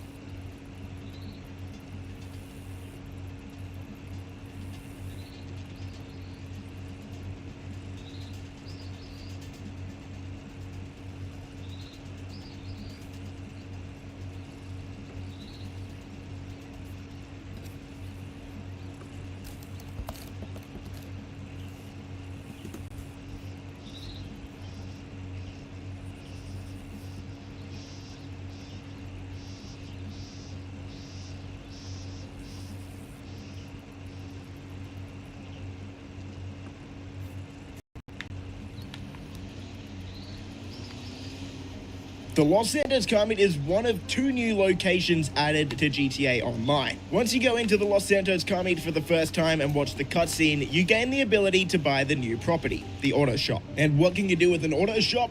Well, actually quite a lot. Just like every other property in GTA Online, the auto shop is not just an auto shop. It also acts as a garage, a business, and a lot more. So in this video, I'm going to help you out. I'm going to tell you how it works, how to make the most money possible, what to buy, where to buy it, everything. So if you enjoyed this video, a thumbs up would be awesome. Subscribe for more stuff like this, and let's jump in. Once you're ready to buy your auto shop, open up your phone, go into Maze Bank foreclosures, and you're gonna see 5 different auto shops to choose. I bought the one in La Mesa for $1.92 million. It's in a great location, literally just up the street from the LS car meet. But if that one's a bit too expensive for you, there's other options as well. Moving further north, you've got Burton for $1.83. Moving south, we have Rancho for $1.75 million. Moving back closer to the La Mesa one, just across the sewers, is Mission Row for $1.67 million. And then the last one we haven't gone over is Strawberry for $1.705 million. Or if you have Twitch Prime, it's free. So for you guys that have Twitch Prime, unless you have like over $10-20 million, just go with this one. And really, as a general buyer's guide for any of these, none of the locations are really that bad. So really just choose the one that you think is going to work best for you. Like I said, for me, I was happy to pay more money because I got the La Mesa one that's just up the street from the car meet. If you're looking for the very best location, then probably go for La Mesa. Once you buy your auto shop, head inside. You're going to have to watch a cutscene and do a quick setup mission. Once that's out of the way, let's talk upgrades. For your first 3 options, you've got Style, Tint, and Emblem. All of these are completely cosmetic. It really just depends how much money you've got to spare or how much money you want to spend in making this place look cool. If looks aren't important to you, then don't waste your money here. Moving on to staff, you can choose if you want 0, 1, or 2 staff members to help you with the business side of this property. They cost $385,000 each, and from my experience, they're probably not worth it. If you're gonna get one, just get one. But don't worry, I'll dive more into the numbers later on in the video. Moving into the extras, out of all of these optional upgrades, the one I would recommend for pretty much everyone is the personal quarters. This is going to add a bed, a wardrobe, and a gun locker in your auto shop, which basically lets you spawn here, which is pretty important. So if you're going to be using this business a lot, then probably just spend the extra $340K. Next up, we've got the car lift, and it's important to know that this isn't just one car lift. The business already comes with one. This would be adding a second one. Like it says on the screen there, it says a second car lift will allow you to repair 2 cars at once, ready for delivery. Double the work, double the pay, but that's not entirely true. Again, we'll get into that when we get into the numbers. Right now, I would say don't buy this. Now that you've bought your auto shop, let's have a look inside. Now, of course, for my live stream, I bought all of the optional upgrades. So this auto shop you're seeing is an absolute juicer. I've spent I think it was $4.4 million to completely upgrade this. Looking at this is probably good though, because it'll help you decide what you do and don't want. So starting off on the far left side of the auto shop, you've got your new 10-car garage. That comes with every auto shop. You would have noticed that you didn't have to actually add a garage. This one comes included. You would kind of expect that, right? With an auto shop, that it's going to have a garage. And in my opinion, this is probably the coolest looking garage in the game. Any vehicles you have in this garage, you can customize here on the spot. You don't need to drive it to Benny's, the LS Car Meet, Los Santos Customs, nothing. You can do it right here, which is a massive bonus. Moving back to the auto shop, we have an arcade game here. You know, that's kind of cool, I guess. And actually, a really helpful addition to the auto shop is this little jar of snacks right here. Before you go into any mission that this property helps you start up, you're going to want to fill up on snacks. You never want to be in a gunfight without having the ability to heal. And also, a really nice addition as well, even though it's really small. You could collect all snacks at once now instead of having to spam the button like 50 times. Rockstar, thank you. This right here is a car lift, and over to the left is the optional second car lift that you can choose to add. This lets you run the business side of the auto shop. And for anyone who used the vehicle warehouse in the import-export DLC, kind of picture this as a dumbed down version of that. A lot more simple and not as profitable. Every once in a while, Santa will send you a text saying that there's a vehicle ready to be modified and sold. When you get that text, that means that a car is going to be here ready for you to modify. From there, your job is pretty simple. All you need to do is kit the car out exactly how the customer wants. The instructions will be on the bottom of your screen. It's pretty hard to mess up. Modifying any vehicle is going to cost you $35,000. From there, you have two options. You can choose to sell and deliver the vehicle yourself, or you can sell and let one of your staff members deliver the vehicle. If you sell the vehicle yourself, that's going to take a few minutes. Try not to crash or damage the vehicle to ruin the price. But if you do end up selling the vehicle without any damage to it, you're going to get $60,000. Now, don't forget, we did spend $35,000 upgrading it, so our profit there is only $25,000. And you're probably thinking that's not much money. I'm with you. At first, I thought I was missing something, but this is actually just how much the business gives you. I know, it's kind of disappointing. It's really not that much money. So I thought I must be doing something wrong. Next time this happened, I modified the car, and this time I got my staff member to deliver it. If you choose this option, it's probably going to take your staff member about 10 to 15 minutes to actually successfully sell the vehicle. And when they do, there's a good chance that they've actually crashed the vehicle. So the maximum amount of money you can make is $60,000. Half the time, whenever I get my staff to sell the vehicle, I actually only get just over $44,000 because they've crashed it, which, I mean, that's only over $9,000 profit because we spent $35,000 to modify the vehicle. And again, you're probably thinking, TGG, what's the go? That's like no money. Is this even worth it?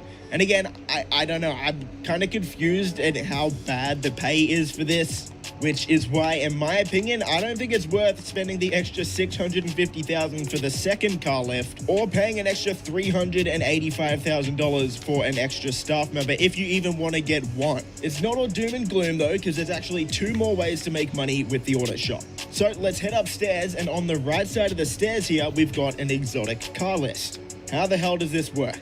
Well, if you've ever delivered a vehicle for Simeon, it kind of works the same way as that. This list refreshes daily, and any given day you can come have a look at which exotic cars are on the list. Some of these vehicles, like the Carbonazar, for example, spawn in free roam. NPCs are just going to be driving those around, and some vehicles, like the Ubermarkt SC1, for example, doesn't spawn in free roam, or at least they didn't until now. So this gives us a few options. If we wanted to find a Carbonazar, for example, we know that vehicle spawns in free roam, so just look around the city and try and find an NPC driving one. When we do, you're going to have to deliver that vehicle to the docks. If you do that, you're going to get $20,000. For the vehicles that don't normally spawn in free roam, the way you can get these is by looking out on your minimap for a blue dot. If you're lucky enough to find one of these blue dots,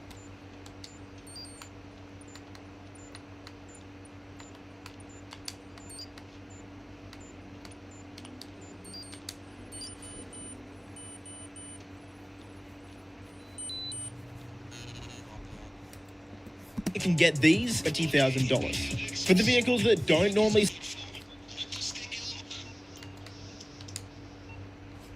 spawn in free roam, the way you're driving one. When we do, you're going to have to deliver that vehicle to the docks. If you do that, you're going to get $20,000. For the vehicles that don't normally spawn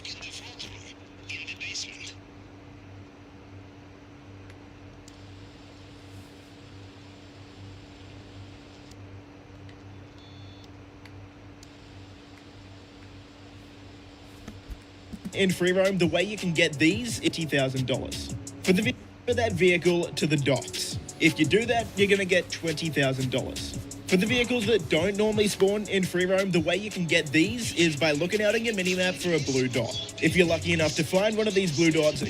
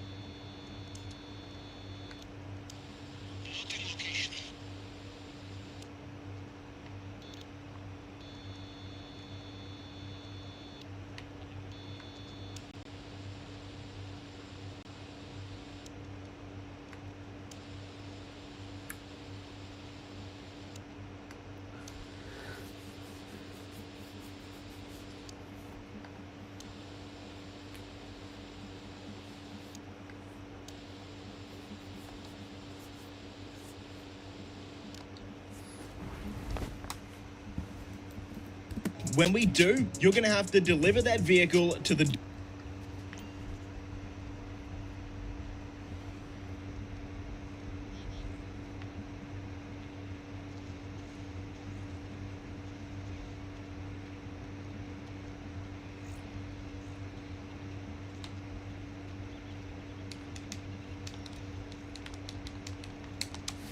docks. If you do that, you're going to get $20,000. For the vehicles that don't normally spawn in free roam, the way you can get these is by looking out on your minimap for a blue dot. If you're lucky enough to find one of these blue dots, go up to it, steal the vehicle, and then deliver it to the docks as well for, you guessed it, $20,000. This is a cool little new addition to the game. Again, just like the actual car lift and the sort of import-export, it doesn't really pay that much. $20,000 for a delivery, I mean, it's okay, but it's just not great compared to other money-making methods in the game. Overall, I'm not going to complain though, because just like the car lift, import-export, this also isn't the main part of this property. And you've been waiting for it, let's move on to it now. The new mini heists, which is what GTA is calling contract missions. To start these up, head up to the back of your auto shop on the planning board right here, and really just choose whichever one you want to start up. Every single mission has 2 setups and a finale, and honestly, all of them are a lot of fun. I was surprised at how fun these are. These will probably take most players around 25-ish minutes, probably between 20 and 30 minutes for most players. That's if you're doing it solo. If you're doing it with a group, you can probably smash these out in 20 minutes pretty easily.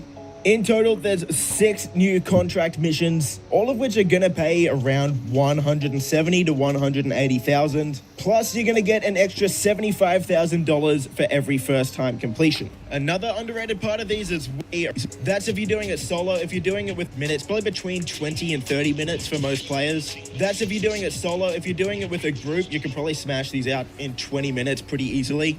In total, there's 6 new contract missions, all of which are gonna pay around $170,000 to $180,000. Plus, you're gonna get an extra $75,000 for every first-time completion. Another underrated part of these as well is you're gonna get $10,000 each time you complete a setup. So no, these aren't gonna earn you the type of money that heists will, but overall, it's still pretty decent pay. You complete 2 setup missions, that's $20,000. You complete the finale, which is between $160,000 to $180,000. We'll round that up to $200,000. $200,000 plus the $75,000 completion bonus, and all up you got a minimum of $250,000, maximum of $275,000 for about half an hour's work.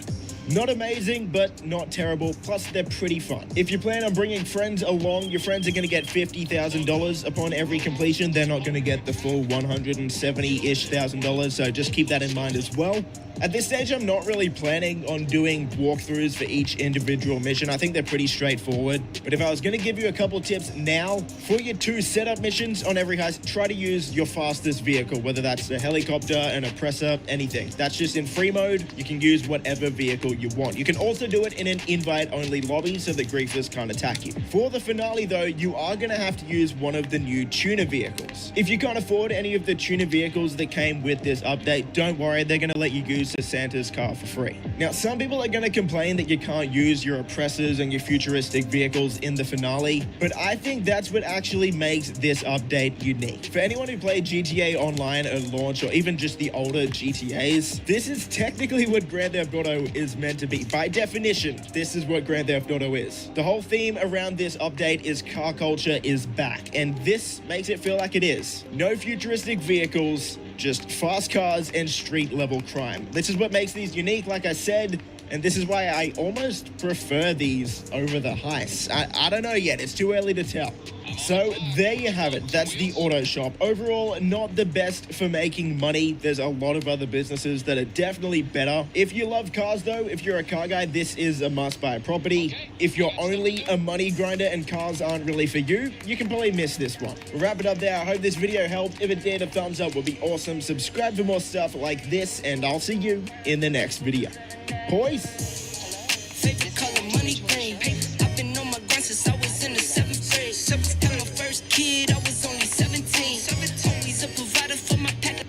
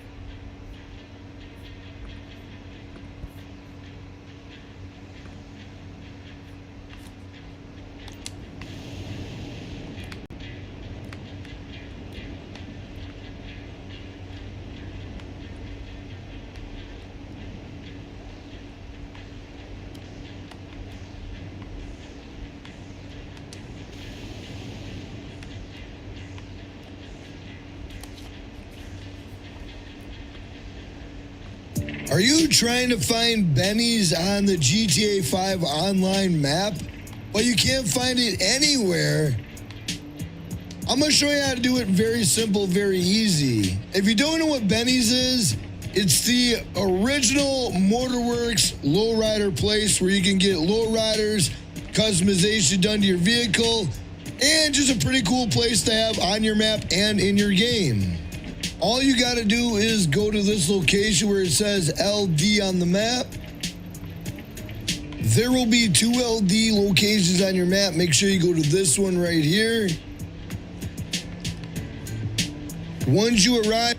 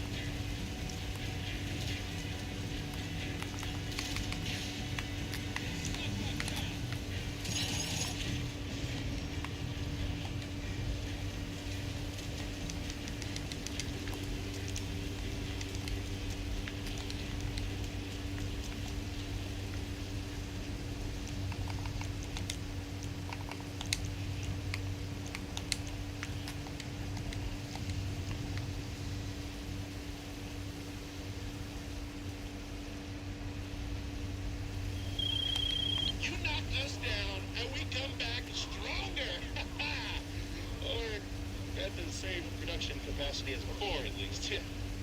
We're up and running again. Yay! Long John out.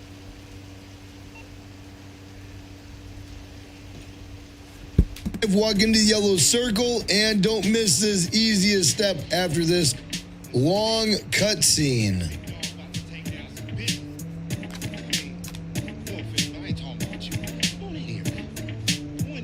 Once you get to this screen, all you gotta do is quit. Then once you quit the job and as soon as you get back into the lobby, you're gonna see that you have Benny's already on the map. Now it'll be there forever. Jackknife Finnegan, subscribe, like, and comment for more GTA 5 online content. When it comes to raw speed in GTA Online, the entire vehicle catalog is basically divided into two sections. On one side, you've got your regular cars and bikes, and on the other side, you've got HSW vehicles. Prior to March of this year, HSW upgrades were restricted to current-gen consoles only, so PlayStation 5 and Xbox Series X and S. But now that the floodgates have been opened up for everyone, I see a lot of PC players now asking me which HSW vehicles are the best for their money, and that's why I decided to make this video in which I'm gonna list my personal top 10 picks for HSW vehicles here in GTA Online. Top speed is certainly one of the factors that I'm going to consider, but in addition to top speed, I'll also take into account handling, special features, and general drivability to determine which HSW vehicles make it into my top 10. Also, you have to understand one thing when it comes to HSW vehicles, and that's the fact that they're all really expensive. First, you have to buy the car itself, then you have to get the HSW transformation at House Workshop, and after that, you have to spend even more money on things like EMS upgrades, transmissions, turbos, etc. And that's why I've carefully curated this list to give you the absolute best HSW cars, making sure that each one serves a distinct purpose from the other so that you have no overlap and you're not really wasting your money to get the same thing on duplicates. The first vehicle on this list here today is the fastest off-roader in the entire game, and it's the Maibatsu Monstrosity with an insane top speed of 135.7 miles an hour. Thanks to the magic of HSW, this SUV is somehow faster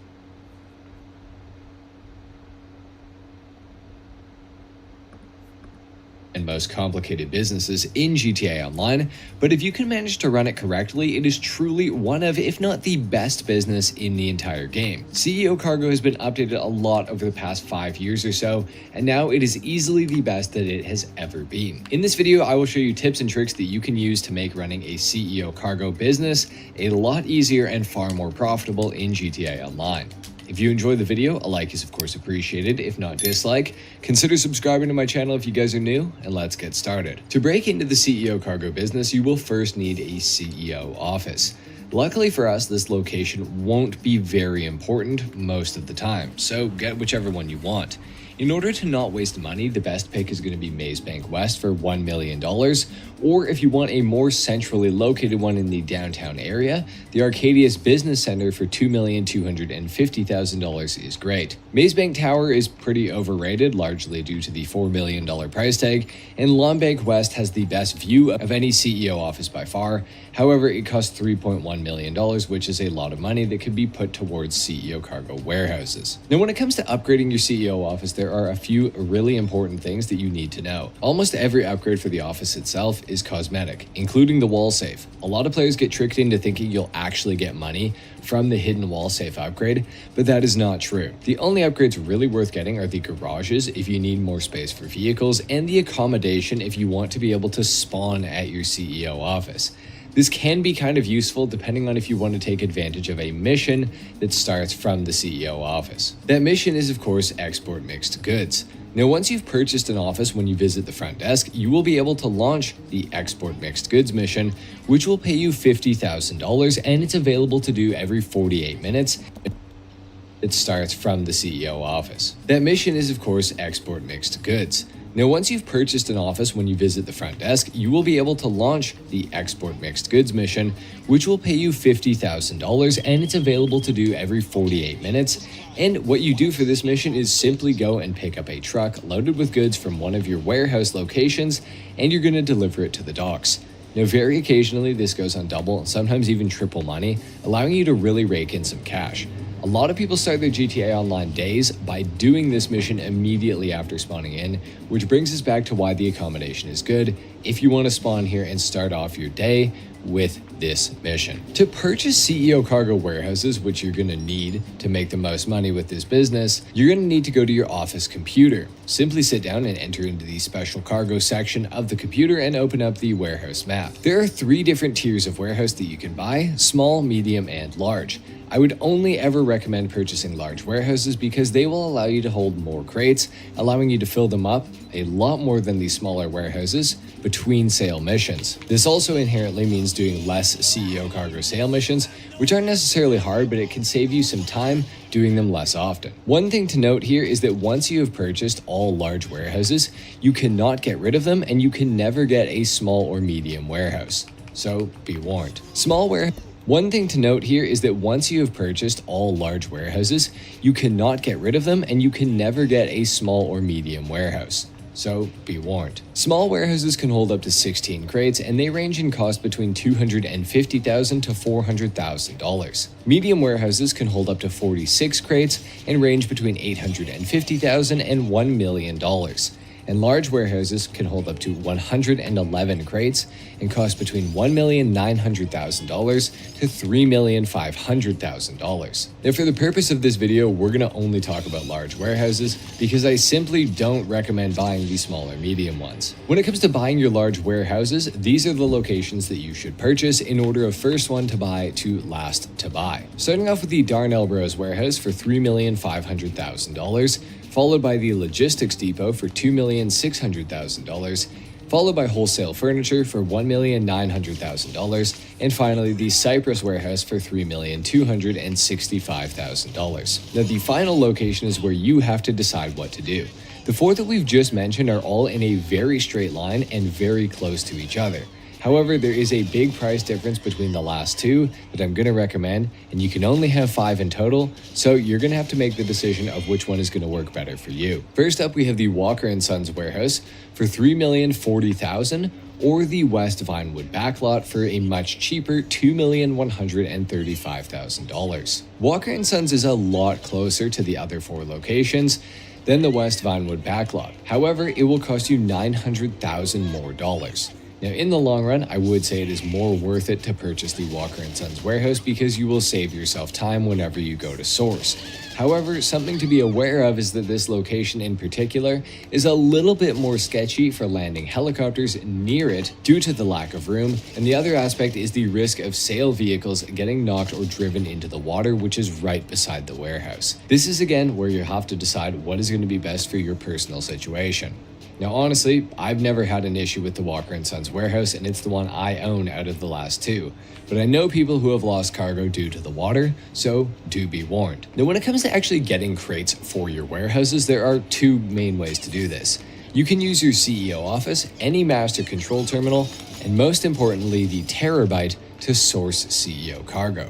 The Terabyte is going to be the best option, and there are a couple of different reasons for this. Firstly, the Terabyte can be parked right outside of any warehouse you want to source for, and because the warehouses you're going to buy are so close to each other, you won't have to keep moving it around. And after every source mission, you will have a 5-minute cooldown before you can source cargo to the same warehouse again.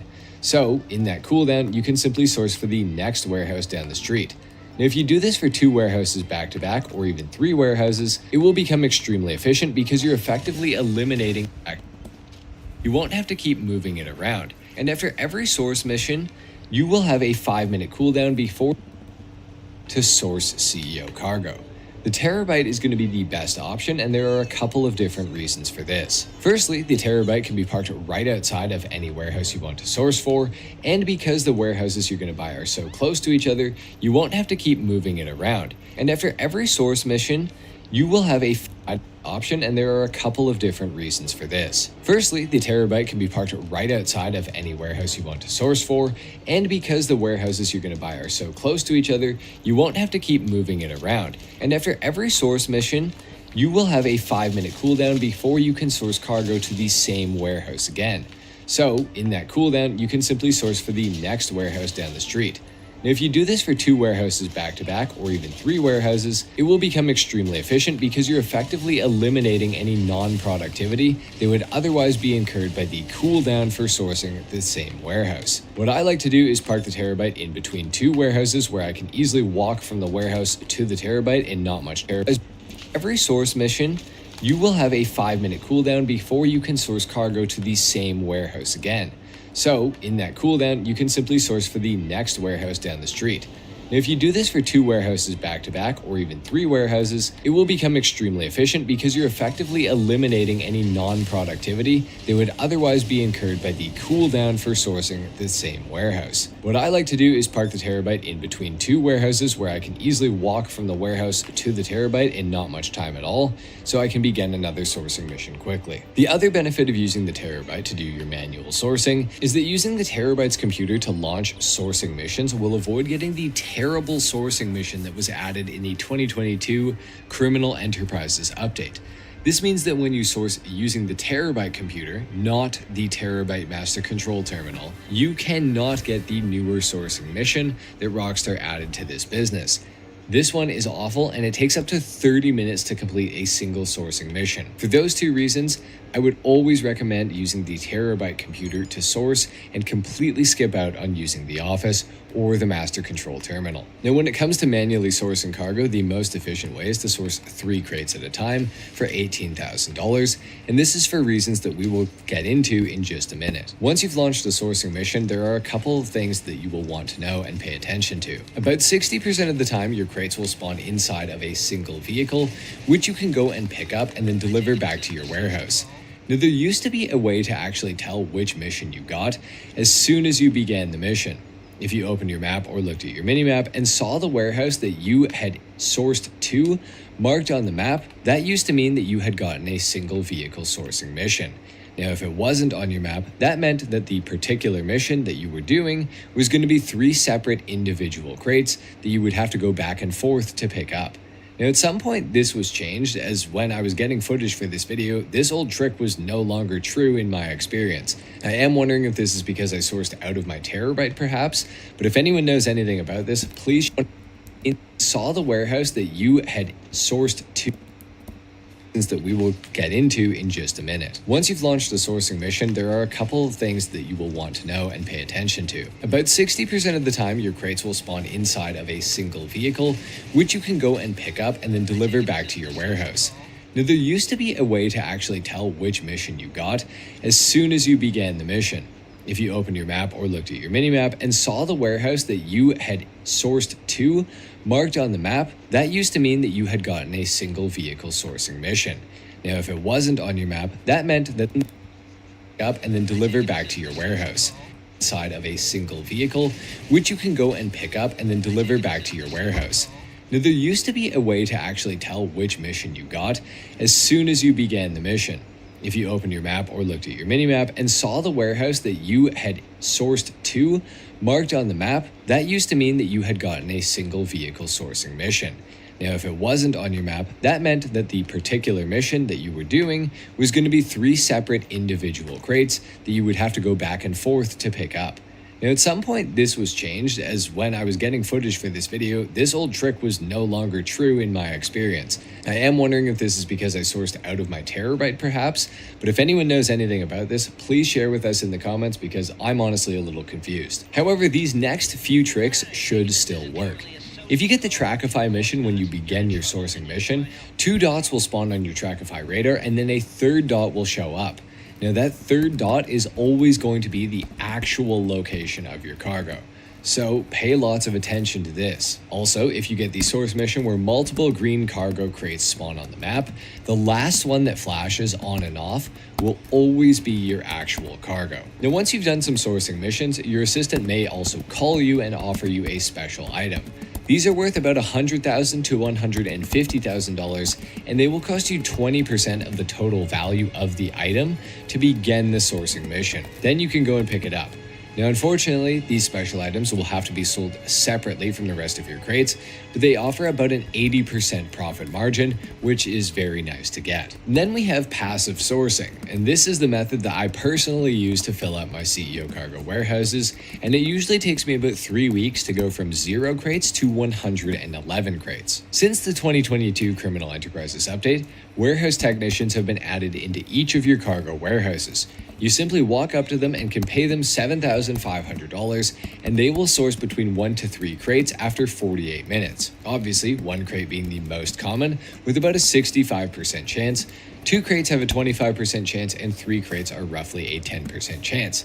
However, additionally, you also have a 1% chance to source an additional special cargo crate, the same ones that can be worth upwards of $100,000. You can do this at each warehouse you own, once every 48 minutes, and the best part is that these technicians also work while you're offline, meaning you can source before getting off, and the next time you get on, you will be informed on the crates that each technician sourced for each of your warehouses. If you have an Oppressor Mark II, it will take you almost exactly 2.5 minutes to fly to each warehouse and source using the warehouse technicians, so long as, of course, you have the CEO cargo warehouse locations that I recommended. However, if you have GTA Plus, you can actually send your technicians out through your phone in-game through the Vinewood Club app, which is insanely efficient, honestly. On average, your warehouse technicians will bring back 1.7 crates and source using the warehouse technicians, so long as, of course, you have the CEO cargo warehouse locations that I recommended.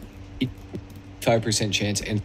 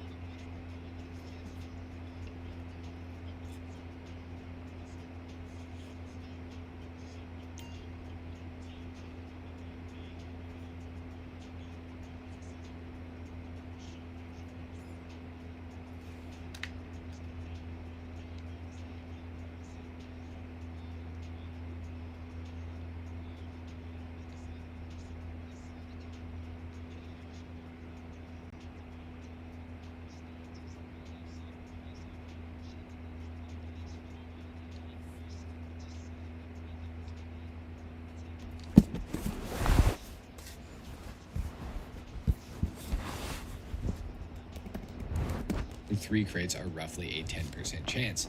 However, additionally, you also have a 1% chance to source an additional special cargo crate, the same ones that can be worth upwards of $100,000. You can do this at each warehouse you own once every 48 minutes.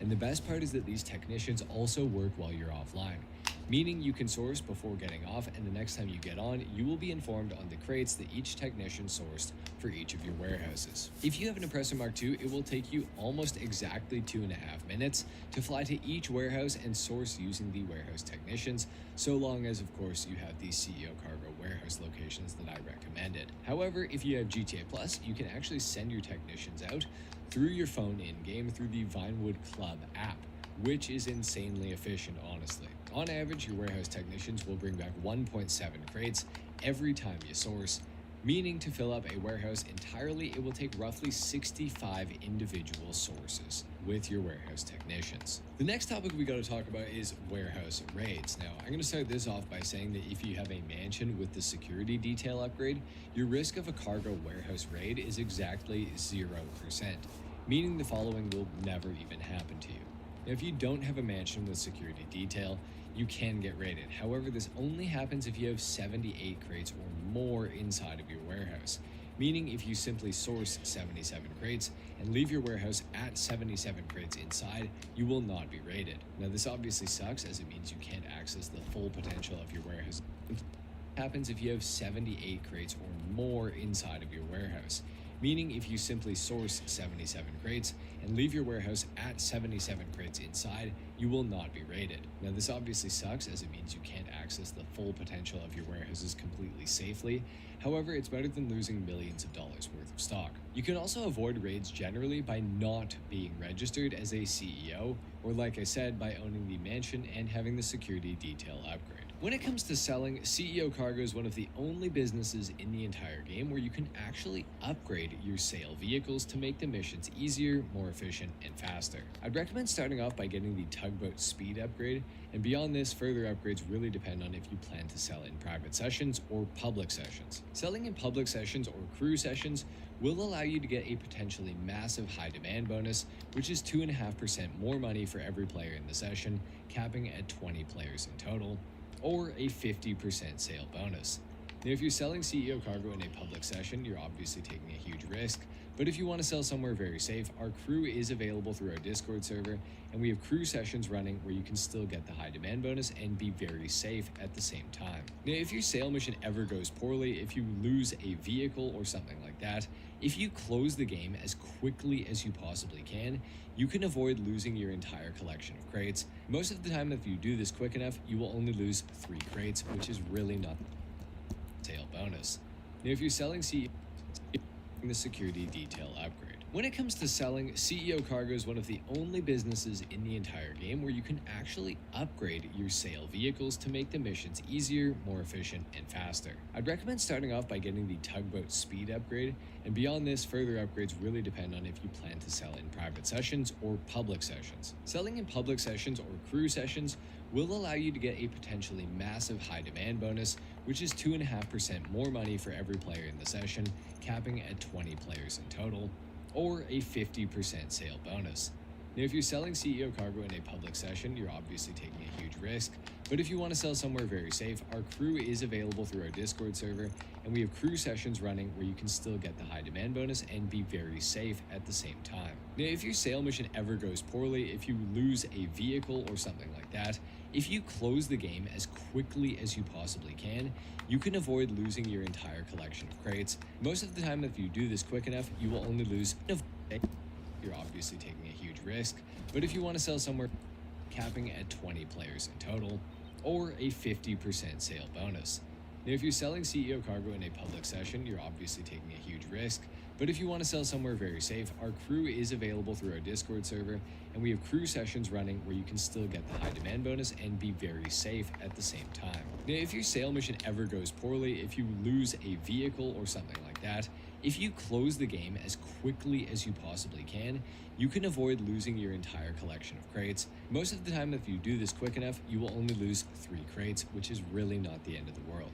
Just make sure to be fast with the shutdown if you do destroy a sale vehicle. When it comes to the actual sale mission types, there are 3 different types of missions you can get with the CEO Cargo Warehouse: air sale missions, land sale missions, and sea sale missions.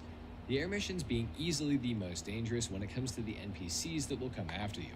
Land and sea missions are both very easy to complete. Now, there's a few types of aerial cargo sale missions, a couple of which are extremely dangerous, and we're going to start with the easier ones. For the first one, you're going to have 4 drop-offs and a 5th drop in a restricted area. Generally, this mission is using the Titan, and on this mission, you will go to the first 4 drop-offs, and then the game will reveal the 5th location, which is in a restricted area like the Merryweather Dock. You'll make the drop, you'll get some stars, and upon losing them, you'll get paid. Don't worry, the cops are really not going to be an issue in these missions. The next mission involves the Cuban 800, and it requires you to fly to an area and land at the Cuban 800 at the landing location, where there will be multiple enemies to take out. They're very non-threatening, and upon taking them out and all the planes being delivered, you will get paid. The final aerial mission type is the scariest, and this is the one that you're going to want to employ the tactic that I'm going to explain here. Go to LSIA and get into whatever plane you have for a sale mission. It could be a Cuban 800 or a Titan. For this mission, you're going to have to either go to 5 or 10 drop-offs, and at any of these drop points, if you see a helicopter, you know that you have the bad mission. One of the spawned helicopters will be the Valkyrie, and there will be 2 buzzards as well, each at an individual drop point. So I recommend getting into whichever plane you have for the sale mission, getting the drop-off locations marked, and get into an armed aircraft and go and clear out the drop locations yourself. Like I said, if you find 1 helicopter, that means there are going to be 2 more waiting that you will need to take out. Once all the drop points have been cleared, head back to LSIA and do the drop-offs as directed, and you will get paid. Don't worry, you have 30 minutes to do these sale missions, and you will absolutely make every single one. Now, if you don't take out the Valkyrie, your sale mission will end by being blown up extremely quickly. This is something I recommend never even chancing, because I promise you, your plane will not survive the mission with that Valkyrie helicopter alive. For the tugboat sale mission, there are 2 different variants. The first is when you arrive to the tugboat, there will be enemies surrounding the boat itself. Take them out. I recommend not really using explosives to try to preserve the boat. And once all the enemies are cleared out, get into the tugboat and nobody will bother you for the rest of the mission.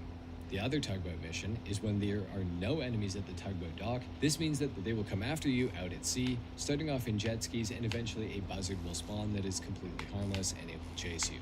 Either way, the tugboat missions are by far the easiest of all the CEO cargo sales.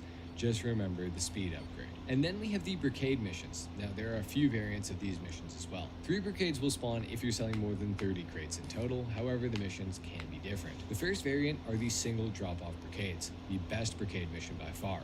You'll often have to use Trackify to identify the drop location, bring all the brigades there, and then defend the spot against a few waves of fast enemies. The other variant of this mission is where you'll have 5 drop-offs per brigade. However, for each truck, the drop-offs are the exact same. Simply go to each one with each truck, and that's that. CEO cargo sale missions almost always give you 30 minutes to complete, with some less common ones being 20 minutes. No matter what though, even as a solo player, you will be able to do all of these within the time frame extremely easily. Trust me, I have done it. As far as profit goes with this business, CEO Cargo is probably the most profitable business in GTA Online for the amount of time that you actually have to put into it to make money, unless you're manually sourcing all of your cargo. Now, for one full warehouse in a solo or private session, it'll sell for $2,220,000. In a public session or a crew session with 20 or more players, that equates to $3,330,000 per warehouse. This means that you can make $11,100,000 for selling 5 warehouses completely safely in a private session, or up to $16,650,000 if you sell in our crew sessions or a public session safely, and that is assuming you have the full high demand bonus. Using regular sourcing missions, you'll spend around $660,000 to fill each warehouse up. However, using the staff to passively source, you'll spend about $490,000 for each warehouse, meaning your profit margins are actually significantly better if you passively source with your warehouse technicians generally. However, there is some RNG here that might occasionally cause it to swing the other way, but it will be very occasional. Now, in my opinion, this business is absolutely excellent, perhaps even the best in the game for players with lots of experience and time. I believe the CEO cargo business is best run by sourcing with the warehouse technicians as often as you possibly can, right when you get on, anytime in between, and before you get off. I personally visit my warehouses every 48 minutes and source over and over again while I'm online, and you would be surprised at just how quickly you can fill up your warehouses by just doing this a few times per day. I've made nearly $200 million in the past year or so exclusively from CEO cargo warehouses. If you play solo, I would always recommend to just sell in private sessions or get involved with our crews on any platform and get in on that 50% high demand bonus while also being very safe. If you do it this way, you will almost guarantee that you complete every single sale successfully. I really hope you found this video useful. If so, consider dropping a like and subscribing if you're new, and I will see you in the next one. Until then, take care. Peace.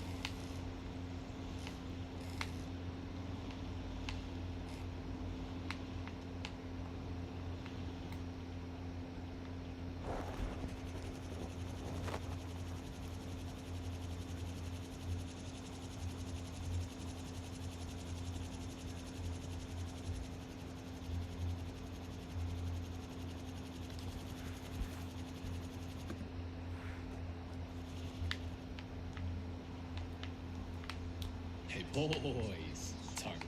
Today we're going over the 10 best ways to make money solo in GTA Online, fully updated for 2026. These are some of the highest money per hour methods, plus a few great options for newer players as well. If you find this helpful, consider liking the video and subscribing for more GTA Online guides.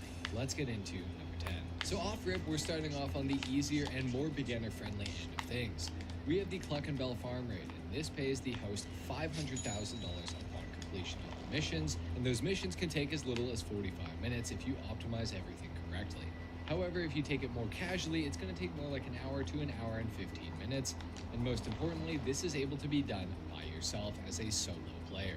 Now, if it's your first time playing the Cluck and Bell Farm Raid, you're also going to get a $250,000 bonus, whether you're playing as the leader or the associate. And this week, you're also going to be receiving a $500,000 bonus for completing it as a leader as well as an associate, meaning you can run it twice, once as a leader and once as an associate, and you'll pocket yourself an extra $1 million, $500,000 for each time you do it. The missions to get to the finale of the raid do take some time, and there's a lot to be learned to try to run it as effectively as possible, but there's some really great content on YouTube explaining how to do this by other creators that I will link in the description down below. The Cluck and Bell Farm Raid basically sees you completing a bunch of dirty police work for Vincent and the LSPD. It's pretty fun, but the only problem is you can't run the Cluck and Bell Farm Raid instantly back to back. There's a 48 to 60 minute cooldown in between running them, but luckily I have something else that you can do in the meantime coming up next. Next up, and tying into the previous mention, we have the new Avi Schwartzman missions from the Mansions DLC. This set of missions will pay you about $675,000 in total, and if you do everything correctly, it'll take roughly the same amount of time as the Cluck and Bell Farm Raid to complete. These missions entail you destroying the new No Way electric taxi company. On your first run through, this mission won't seem that efficient to do. Some missions seemingly take a very long time due to the constraints of the missions. However, most of these constraints can actually be completely ignored, like on the mission where you're supposed to take out the billboards with the hijacked No Way taxi. For that mission, you can actually destroy all the taxis once you've achieved the first 2 of the 3 objectives, and then you simply go around and sticky bomb all the billboards and the taxis roaming the streets. That'll save you a ton of time. There's a few small and relatively easy challenges to complete to get the elite bonus for this as well, like getting 35 or more headshots in the final missions. Now, doing all of this is worth it because it adds to the already good total amount you're going to make from doing these missions. They are repeatable as well. However, the same as the Cluck and Bell Farm Raid, they have roughly a 1 hour cooldown on them as well. But you should be able to run the Avi Schwartzman missions and the Cluck and Bell Farm Raid back to back to back to back to back and make a bunch of money doing so. And if you have a little bit of downtime, just doing some business stuff in between is always a good idea. And speaking of business stuff, let's go ahead and talk about the next best way to make money. So next up, I've selected the MC businesses. Now, a lot of people are going to hear that and instantly be like, what is this guy talking about? But I promise you, what I'm about to say will be worth listening to. Yes, I know the MC sale missions aren't good. We all do. However, they've gotten significantly better. With the removal of delivery vans as well as the addition of single vehicle sale missions into the mission pool, plus the extension of the solo sale timer from 30 to 45 minutes for each sale mission, these are not nearly as bad as they used to be. Additionally, the MC businesses have been buffed repeatedly, time and time again with their payouts. Like in the summer when the car wash and smoke on the water got released, the weed farm and counterfeit cash subsequently gained a 35% increase on the value of the product that either of them make, taking counterfeit cash from being the 3rd most profitable MC business to being the 2nd most profitable, and making the weed farm that much more viable as a business. Furthering this, with the Mansion DLC, Rockstar have given us the ability to boost business production, and it's available for all MC businesses. Now, with the MC businesses boosted to 3 times production, the Coke Lockup is technically the highest money per hour business in the game, followed closely by the Counterfeit Cash Factory, with the Acid Lab and Bunker falling behind both. Additionally, making them even better, Rockstar have allowed us to buy the new security detail upgrade on the Mansion property, and this stacks with already owned security upgrades on the MC businesses. If you have security upgrades on your businesses and you have the security detail upgrade for your mansion, you will no longer get raided ever again in the MC businesses. That means you can register as an MC president without fear of having to go off to one of your random businesses to defend it from a raid, just to beat that raid and instantly go and have to do another raid defense. So registering as an MC is a lot better now. Now, don't get me wrong, document forgery is still trash, and you should never even consider doing it or purchasing it. But the rest of the MC businesses heading into 2026 are actually starting to look pretty sharp to make money with. Now, I get if you don't want to use them still, but at least now you're aware that they are significantly better than they previously were, and I do really highly recommend giving them a shot if you haven't for a while. Next up, we have the Hangar. Now, the Hangar is a business that historically I haven't given much love or attention to, and at one time in history this was for good reason. Until a couple of years ago, the Hangar was truly one of the worst businesses in all of GTA Online.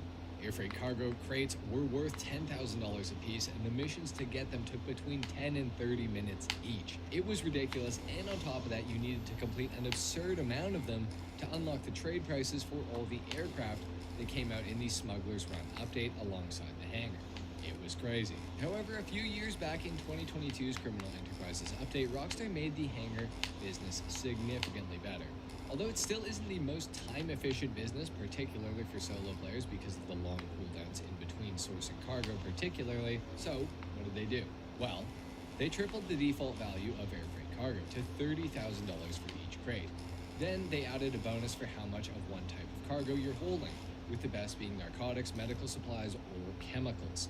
Any of these, after 25 crates held, get a 35% boost in their value, and if you have all 50 slots filled with the same type of, let's just say, chemicals, it'll get a 70% boost in value. This is awesome, and it does incentivize pretty heavily to just source one type of cargo. Now, the problem with this is that there's a 5-minute cooldown between the sourcing missions, which kind of makes it more worth it to source 2 different types, up to 25 crates, sell one, and then get the other one all the way up to 50. However, there is a way to skip the cooldown on these, and that's by going to story mode and then coming back into online. But you didn't hear that from me, and Rockstar definitely doesn't need to know about it, so please don't say anything. Additionally, we've also had Higgins heli tours added into the game, and for owning that business, regardless of heat level, by the way, you will get a permanent 10% bonus on air freight cargo crates. So, an extra 10%. Not too bad. Now, additionally to the value changes for air freight cargo, they added the ability to run your hangar business via land missions instead of just air. Now, the land missions are significantly faster and easier, and of course, they're not actually limited to using land vehicles for them. You can still use all of your awesome aircraft, and this speeds things up a lot. This also means that selling your air freight cargo, you can do by land as well, and those land-based sale missions are significantly easier and faster as well. The hangar also, of course, is where you're going to store any personal aircraft in GTA Online, and some aircraft require you to own a hangar to even purchase them in the first place, like the FH-1 Hunter, Akulo, and F-160 Raiju, for example. So heading into 2026, it's definitely worth owning a hangar, and now I am very happy to report, after having to rag on this business for so long, just a few years ago, that it's actually worth running now. So give the hangar a shot if you never have, and if you've been given the hangar a shot, props to you. Next up, at number 6, we have the bunker. Now, if you want to be an arms dealer, the bunker is going to be the business that you'll desperately want to get into if you're not into it already. This business operates very similarly to the aforementioned MC businesses, but with significantly better sale missions and a potential higher total payout when selling, depending on how you go about it. Now, before we get into anything more about the bunker, we should talk about the best locations, which is always a hot topic with the bunker.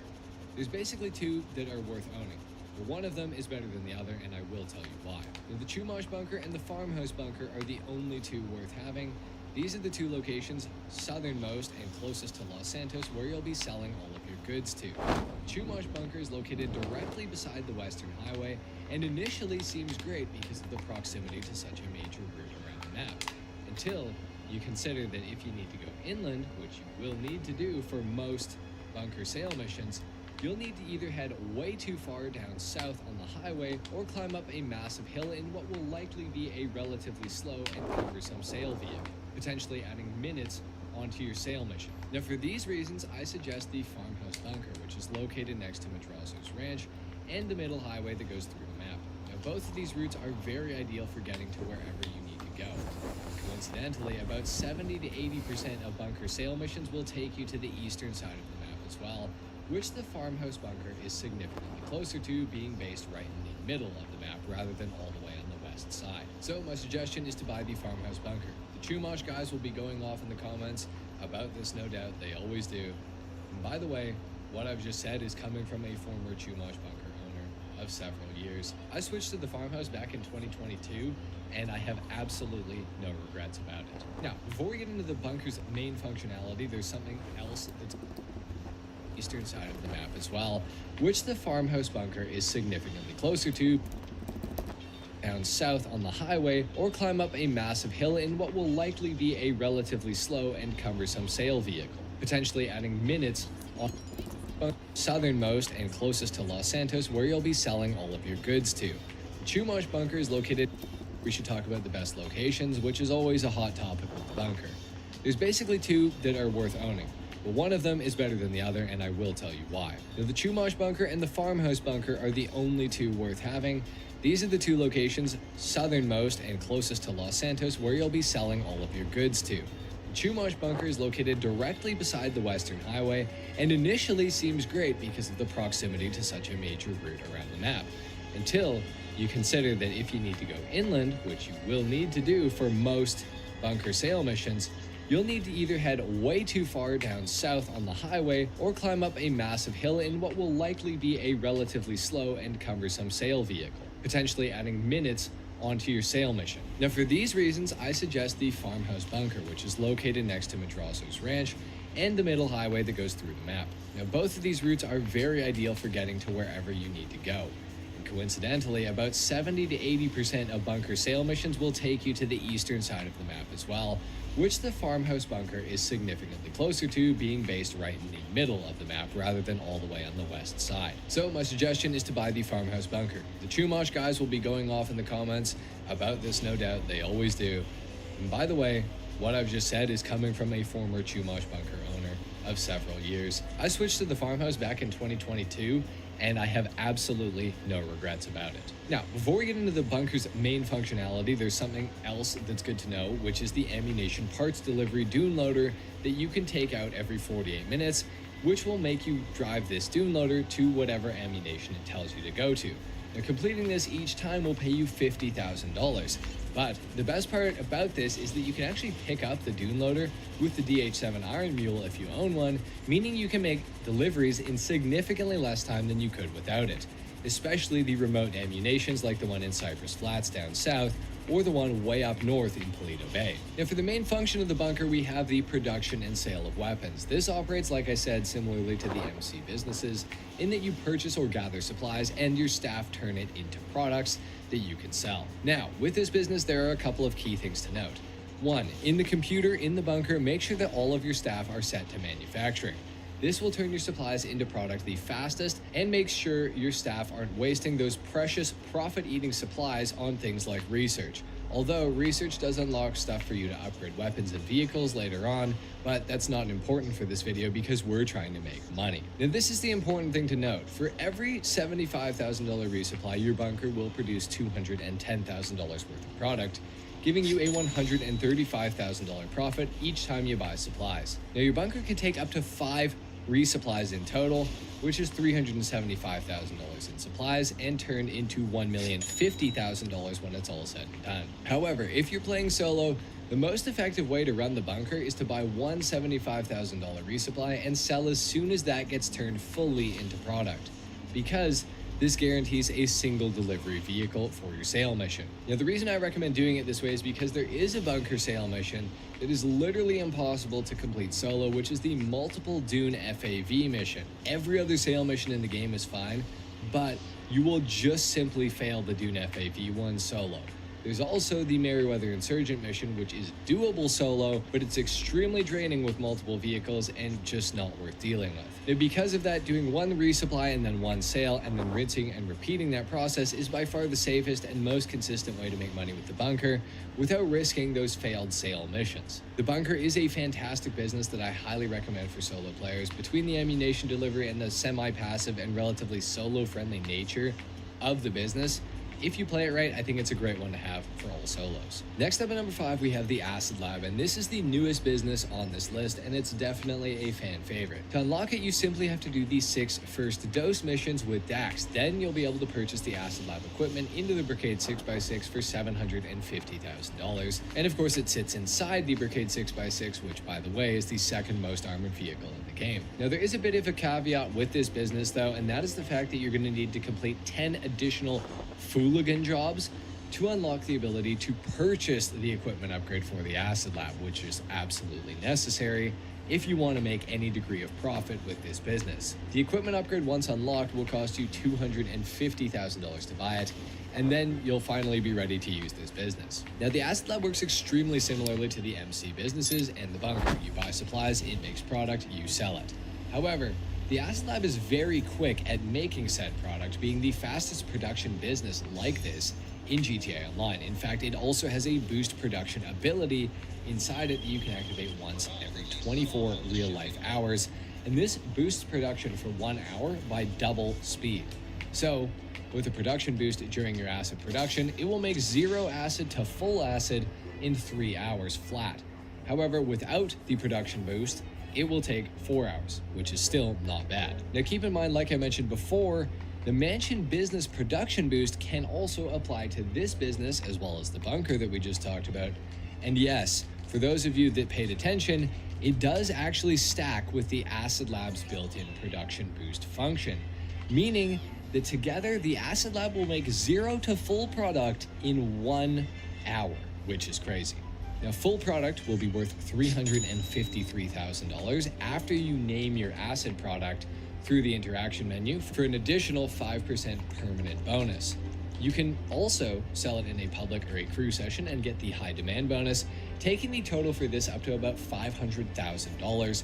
And considering that the Mansion production boost and the Acid Labs boost itself stack, that's $500,000 in 1 hour, guys. Now, when it comes to selling the acid product, luckily this business is also super solo friendly, and it has one single delivery vehicle, and it's the same every time, and that's the Acid Lab delivery bike, which is also upgradable, so you can make it as fast as possible as well. Now, this delivery bike is based on the Maibatsu Manchez Scout, and once upgraded, it's a pretty fast way to get around. Some Acid Lab missions suck more than others, but all of them are easily doable in less than the 20-minute timer it gives you to complete each of them. Considering this business costs a total of $1 million, it is pretty excellent for newer players in particular, but it can also be a great addition on top of what veteran players already have for businesses. Next up, at number 4, we have the agency. Through the agency business, there are multiple different ways to make money, the main attraction being the Dr. Dre contract, and this operates similarly to a heist, but instead of a traditional setup mission, it will be several precursors to the final act,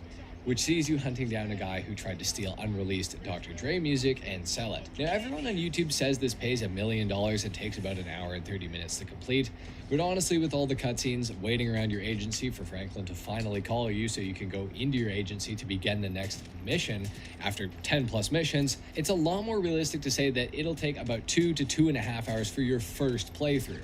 However, what everyone also fails to mention about that first playthrough is that it actually pays more like $1.6 million the first time you do it, thanks a lot to the rewards you'll receive after you complete each mission.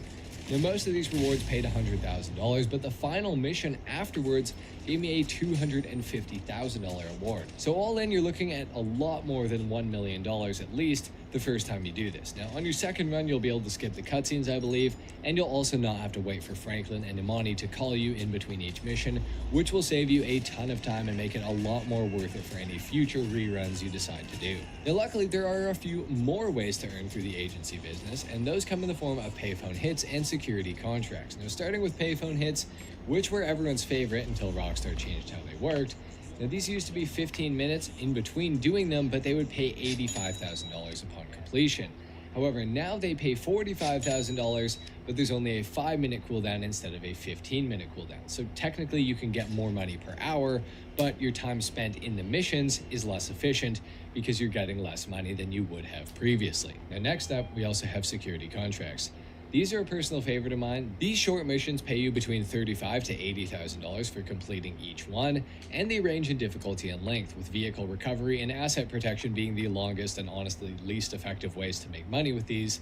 But gang termination, asset recovery, hostage rescue, and liquidized assets are all superior because they are so much faster to complete. Now, the second half, and my favorite part of the security contracts, the reason that I've done 400 plus of these over 2 characters, is because the amount of these that you've completed affects how much money you make completely passively into the agency wall safe every day. Now, for each 5 security contracts you do, you make another $500 per day in GTA, or every 48 minutes of real time.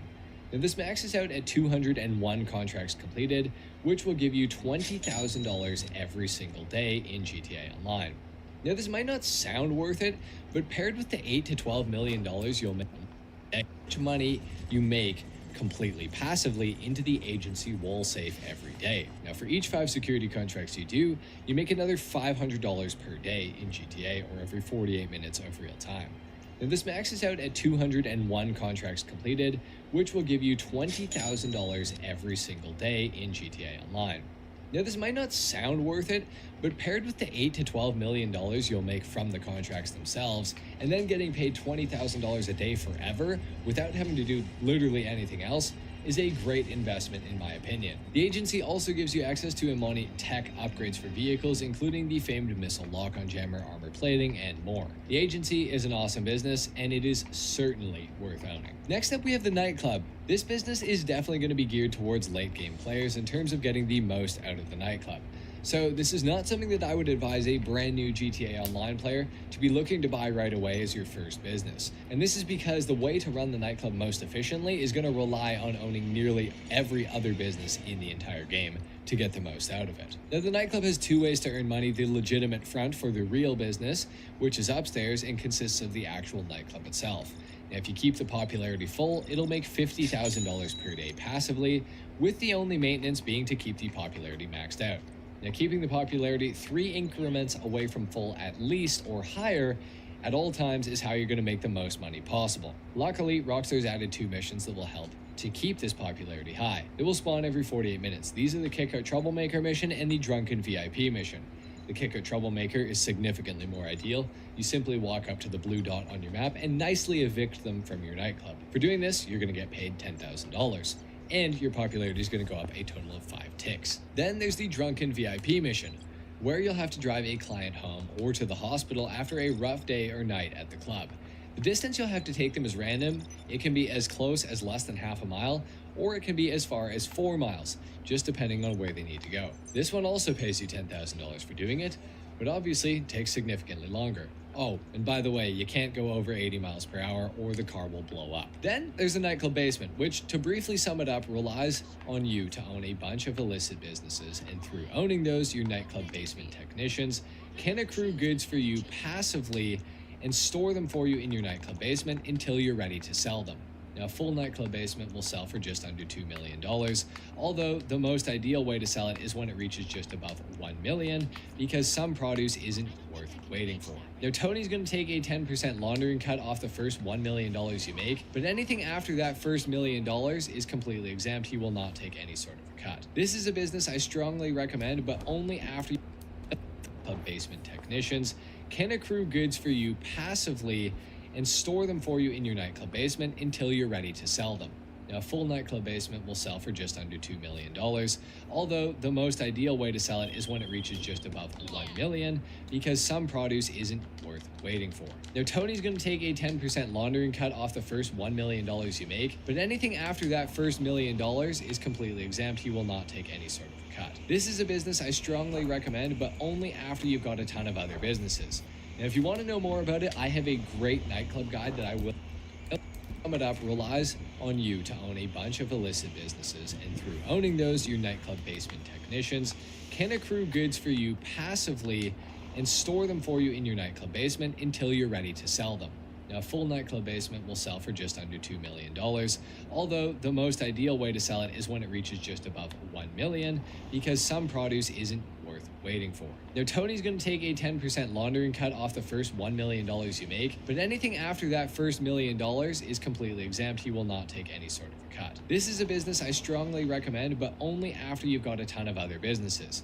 And if you want to know more about it, I have a great nightclub guide that I will link in the description of this video, along with a bunch of other business guides.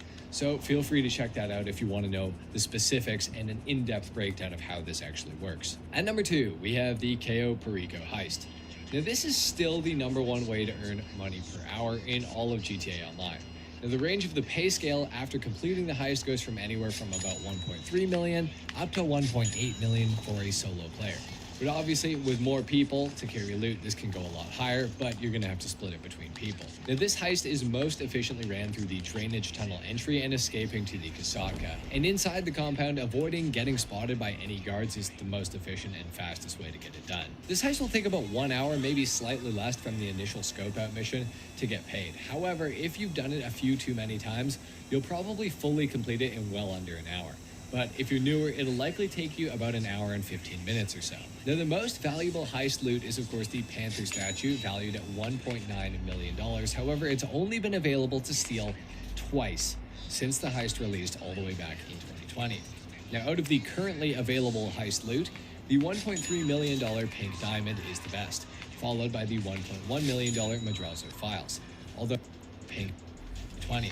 Now, out of the currently available heist loot, the $1.3 million pink diamond is the best, followed by the $1.1 million Madrazo files, although they're only available in your first playthrough. So after that, it drops all the way down to $770,000 for the bearer bonds, then $700,000 for the ruby necklace, and last is the Sinsamoto tequila for $630,000 value. Now, for secondary targets, the most valuable by far is gold, followed by coke. After that, it's weed, then artwork, with cash being the worst secondary target to take. Something worth noting is that there are additional awards that can be earned for playing the heist differently, like one that pays you $250,000 for using all available approach vehicles through different heists. The heist has been nerfed so many times over the years now, unfortunately, making the setup cost more expensive. It's now $100,000 compared to only being $25,000 when it first came out.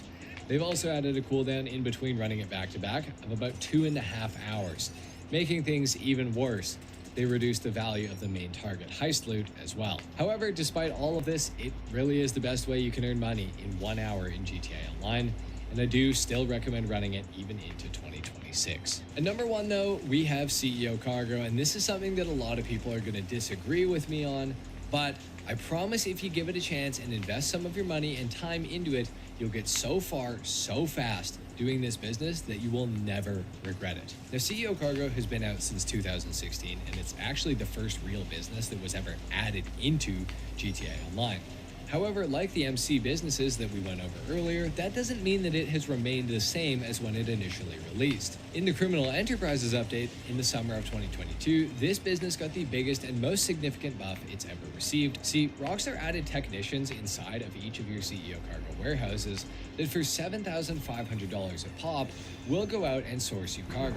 They're going to return after 48 minutes of real time, and that counts as whether you're online or offline. They're going to come back with up to 3 crates of regular cargo, and they also have a 1% chance to return with a 4th crate that will be a special item worth $100,000 or more. Now, pairing this with the fact that you can own up to 5 warehouses, you can scale this up pretty hard. Now, with the It's a big contract, huge. You'll probably want to come over and log into the network to check it out.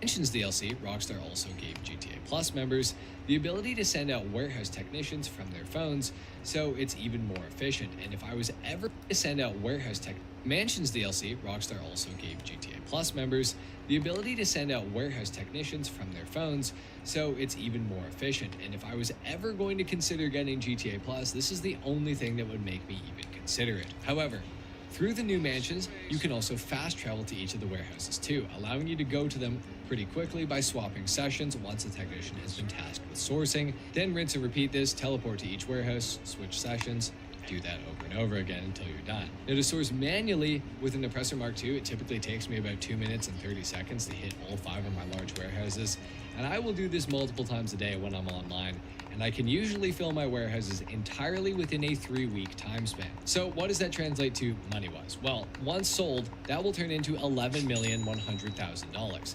However, this isn't considering the fact that if you sell in a crew session or a public session and get the high demand bonus, that the total amount of money every 3 weeks from this is $16,650,000. In case you're wondering, it's about $13 million profit every 3 weeks. Now, just so you're also aware, the sale missions for this business are all easily soloable as well. Rockstar gives a generous 30 minutes to complete each one of these missions, and most sale missions are even single vehicles. The longest missions being the 3 brigades with 5 drop-offs each, but even that is no problem in 30 minutes. The only slightly sketchy sale mission is the one with the Valkyrie, but this only happens on the plane missions. How to deal with this is you simply get into the plane that contains the crates, it'll mark the drop-offs, you go to the drop-offs and make sure they're clear. Make sure there's no helicopters flying around on them or anything like that. Use a helicopter or a Raiju or something like that. Once you do this, go back to the plane, get in the plane, take off, and drop off all the crates. And it's the easiest and most time-efficient money you will ever make. I have a full guide for this business as well linked in the description. I can only go over so much in a video like this. If you want to know an in-depth guide, I do have a really good one also linked in the description down below that I do recommend checking out. So, there you have it, guys. Those are the 10 best ways to make money solo in GTA Online heading into 2026. I really hope you enjoyed this video. I hope you found some valuable information in it. If you did, consider dropping a like, subscribe if you're new for more content like this, and I'll see you guys in the next video. Until then, take care. Peace.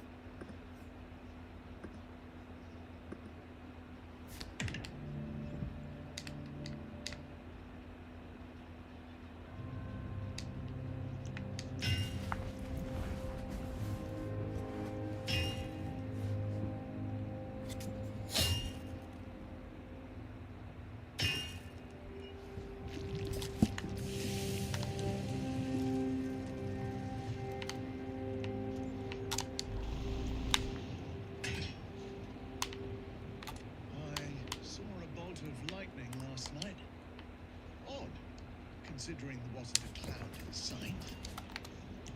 You wouldn't know anything about that, would you?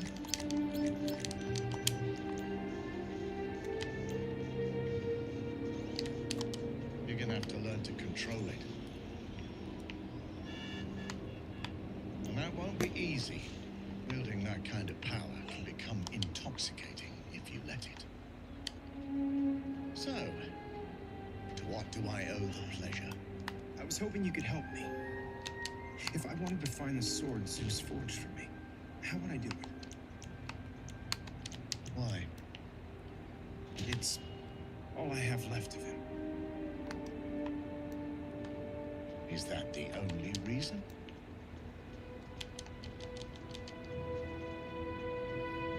Well, you'll need some adamantine, but not just any adamantine. It must be mined from the same vein you drew the sword from. Place it in here, and she'll lead you to your sword. Thank you. If you decide to go, be careful. The last I heard, the sword was still lodged in Talus's head.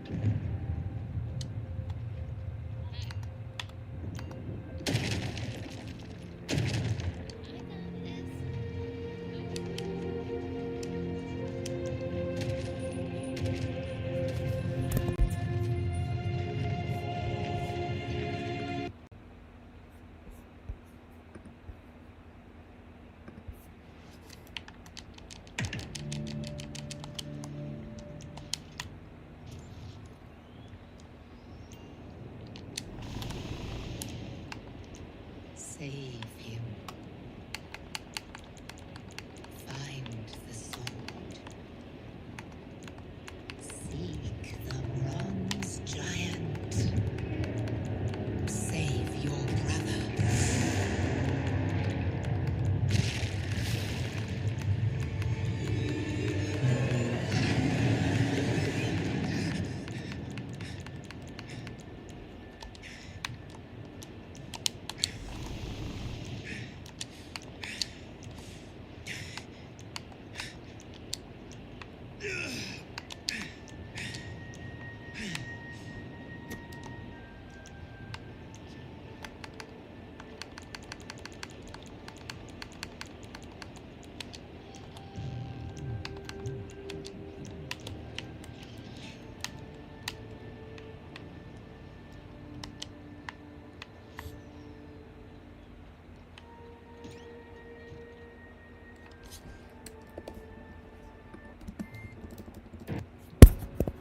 Seek the bronze giant.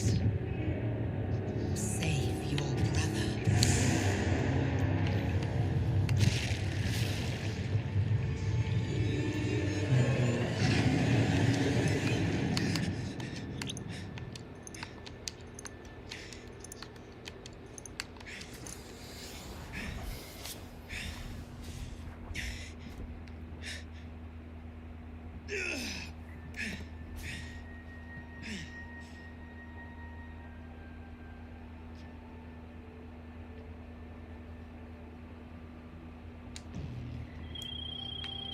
It's sale day. Okay, we're throwing this stuff out with the trash. Pick up the products and get it to the drops.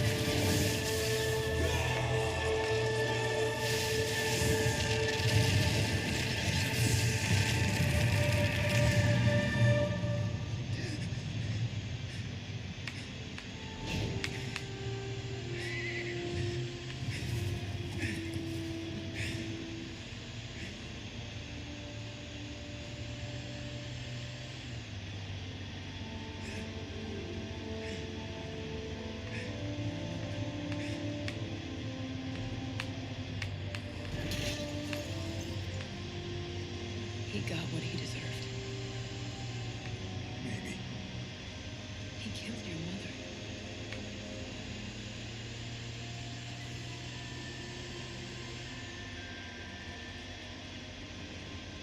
The fates are calling. Harold. Seraphim might have been a monster, but he was right about one thing. The gods are more flawed than we are. Why should we listen to them?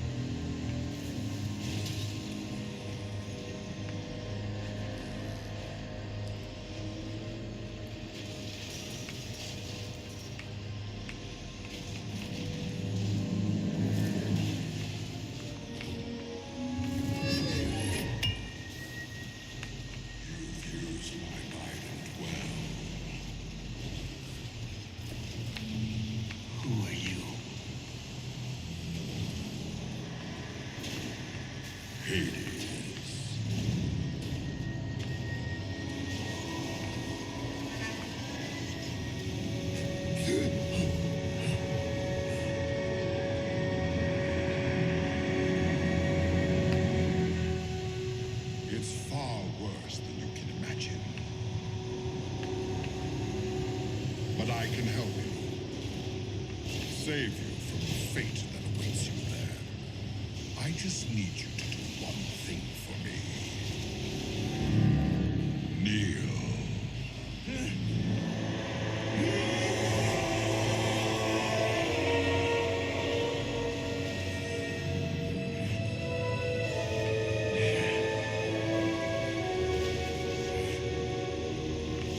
What do you want? Justice. Don't you want to be free once and for all? That's what I'm offering you. Why should I trust you? Because those that ruined your life ruined mine. And let's be honest, you don't have a choice. It's either eternal judgment or me.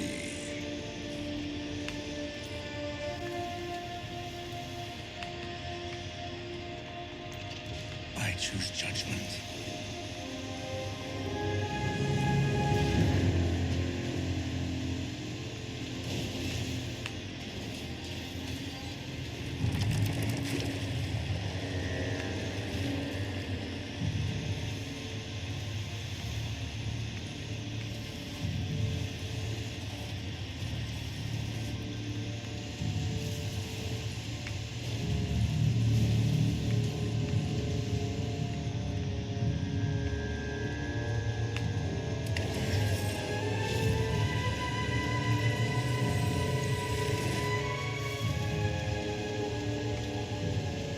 Show me your hands.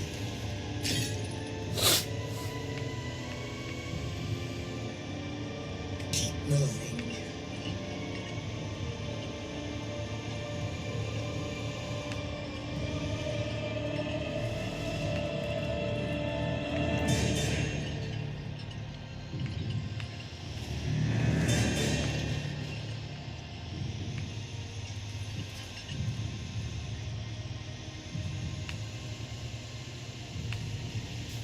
Do you know who we are? The kings who stand judgment.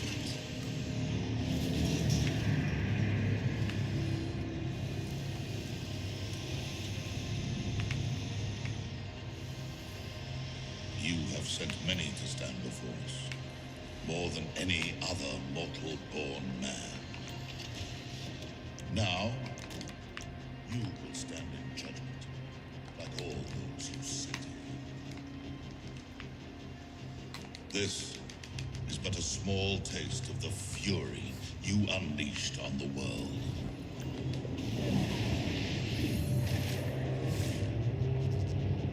Not since the 30 tyrants have we seen bloodshed like this. You killed guilty and innocent alike. Your association is enough to draw your wrath.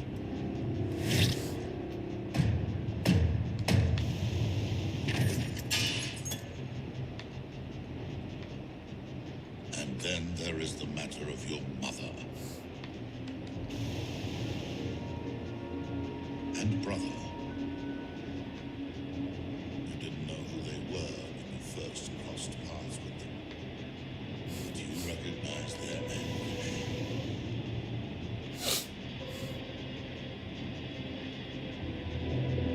You bore it as a child.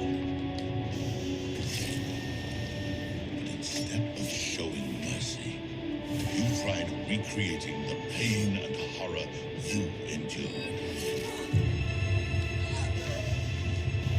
To light a fire in the one you wished to convert. But the breadth of that weight is not yours alone. It's shared by another.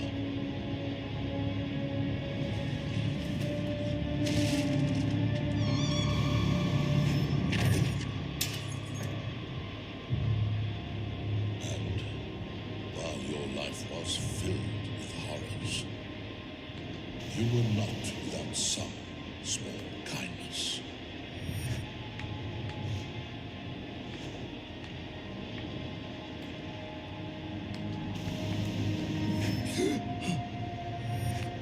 In fact, with her you showed true philautism, and, dare I say, agape. I've seen years of brutal villainy redeemed by a single act.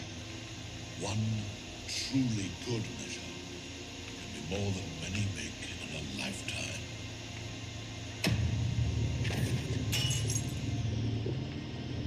Your fate is clear. While your life was filled with horrors, you were not without some small kindness.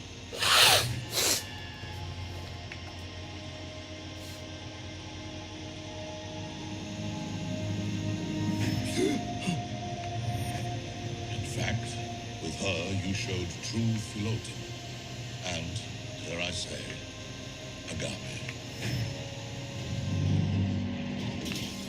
I've seen years of brutal villainy redeemed by a single act. One truly good measure can be more than many make in a lifetime.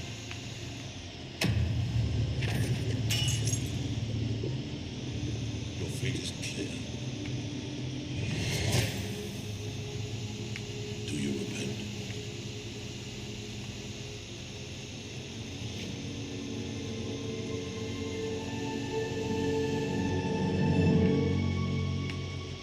No. Listen well, Seraphin. All men make mistakes, but good men yield when they know their course is wrong. They repair the evil they have wrought. Thus, the only true crime is pride, which you are most certainly guilty of. Repent now, so that we may show mercy.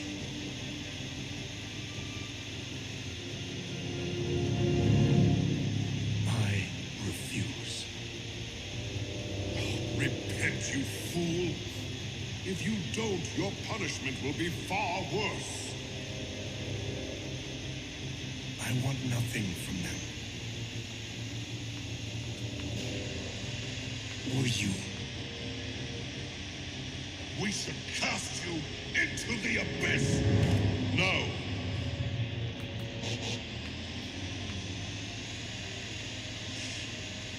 You will suffer an eternity in darkness. May your fate there burn the pride of your soul. Do I get to speak? You're cowards. Who are you to judge me, bastard sons of Zeus? Let him speak. They were all born kings, given kingdoms by their father. And what did you do? How many youths did you feed to the Minotaur, King Minos? And you, King Rhadamanthus, did you give freedom to your people? Or was your love to reap what others sowed too great? And let us not forget you, pious King Icus.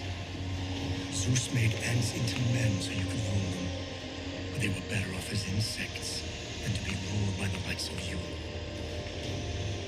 If the underworld reveals truths, then here is one you can't deny.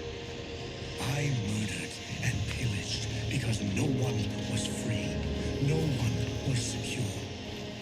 It was impossible to be decent and survive in your forsaken kingdoms.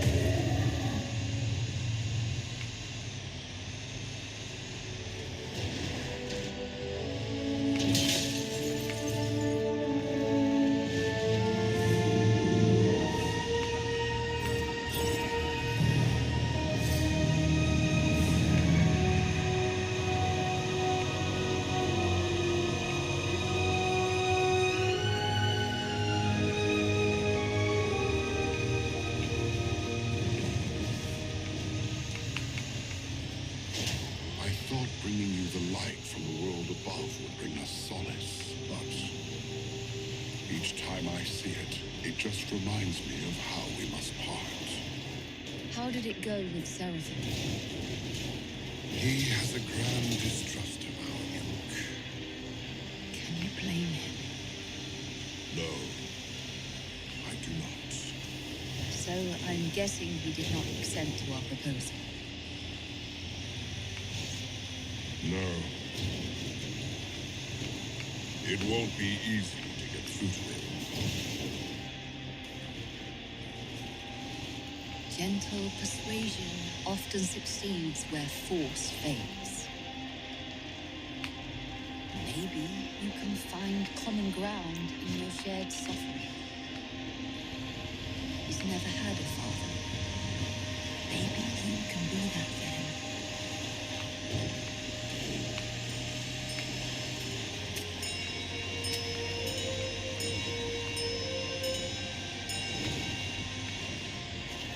Winter has ended.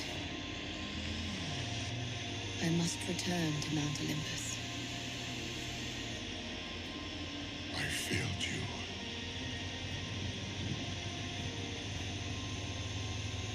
When two souls are meant to be together. Say it.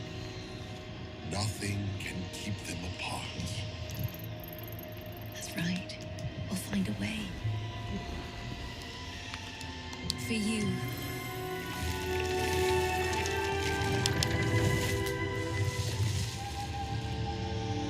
For the lonely nights ahead.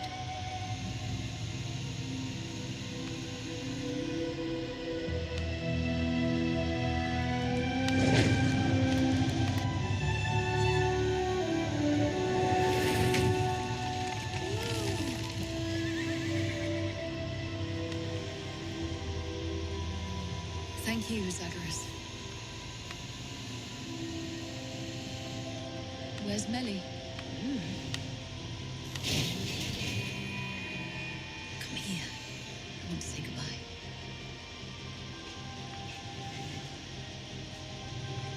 Let me speak with her. Melly, my dear. If you really are one of the most powerful gods, then she wouldn't have to go. Your father is more powerful than you know, but he is also just. You say? The two most powerful warriors are patience and time. I don't care about any of that. Don't go, please. I'll be back before you know it. All right? Come here. I love you.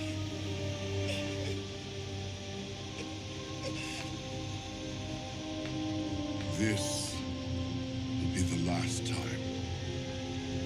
I swear it.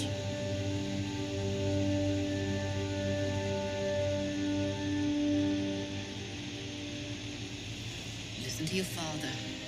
Don't cause him any trouble.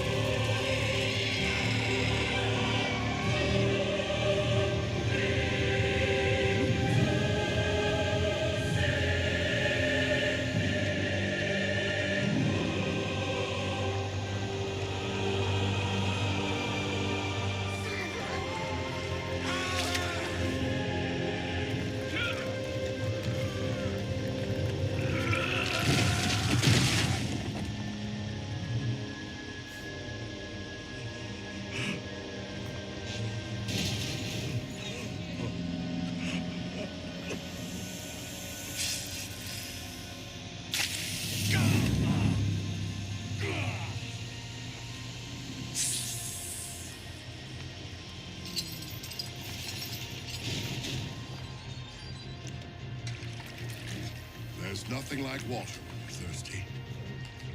Just ask him. I don't want your help. You may not want it, but you need it. No. You need my help. Otherwise, you wouldn't be here. You're right. And I don't blame you for not trusting me. But I'm not like the others. I've always tried to help you. I was the one that whispered in your ear on that beach. I was the one who encouraged you to eat of the giant remains.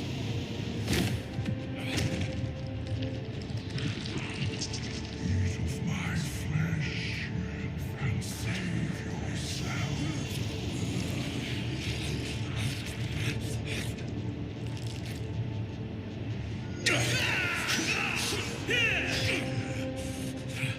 I wanted to empower you, to help you rise up and survive. It's why I allowed my Biden to bond to you.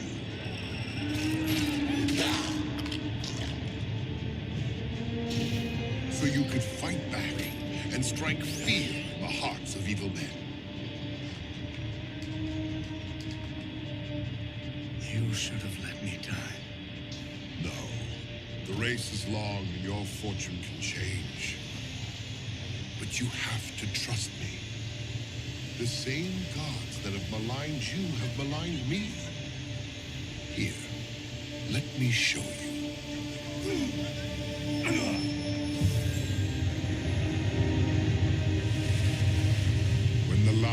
Titan fell, and his blood struck the sea. The giants were born, but the gods were deceived. For another, even more terrible monster was born that day. One whose name we dare not speak. It would grow to become more powerful than the giants and the titans combined. The great serpent Python convinced the beast to wait and grow in power. But it did not intervene on the giants' behalf.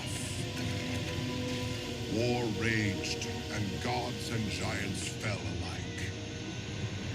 But the evil of the world was not diminished.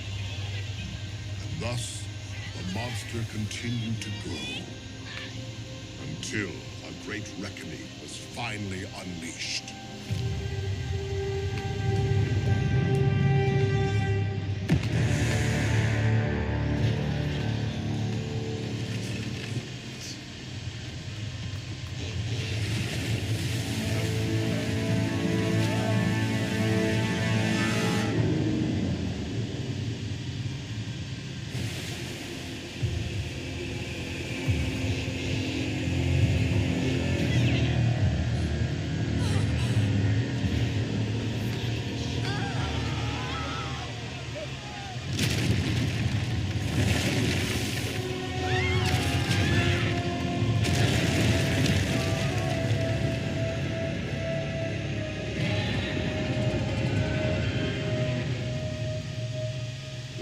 That ensued was unlike anything we had ever seen. The outcome was in doubt until the very end. We eventually subdued the beast and imprisoned it beneath Mount Etna. But because it was elemental, we could not slay it. So we called upon witchcraft and magic from the east, from Anatolia.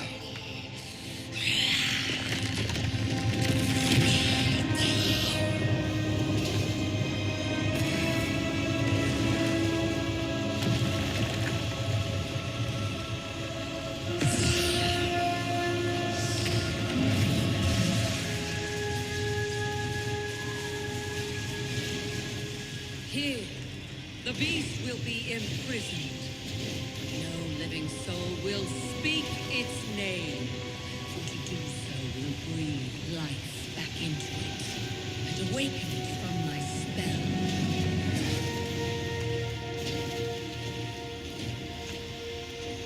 The power the witch goddess stripped from the beast, she imbued into a diamond, the grand Eleusinian stone.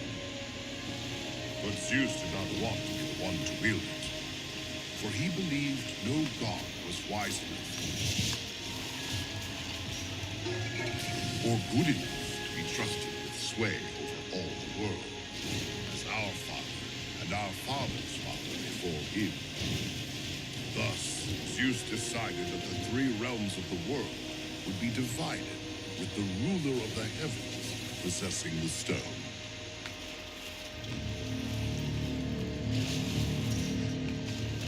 But greed reared its ugly head. In the end, Zeus could not give up the stone or its power. So, he and Hera found a way to guarantee themselves the heavens, which forever changed my fate. Just like your uncle's creed changed yours. Why are you telling me this? We agreed that fate would decide our lot, and that each of us would be physically bound to our realm, never to stray from it for too long. But unfortunately for me, I've learned that this brawl was far from fair, which I will reveal to the others at Zeus's trial. I don't understand. What do you know of Zeus's birth and the realm where Gaia hid him? It's the same realm she took the stone to. A realm you can enter because you have giant's blood in your veins. I would rather suffer for all eternity than be a pawn again.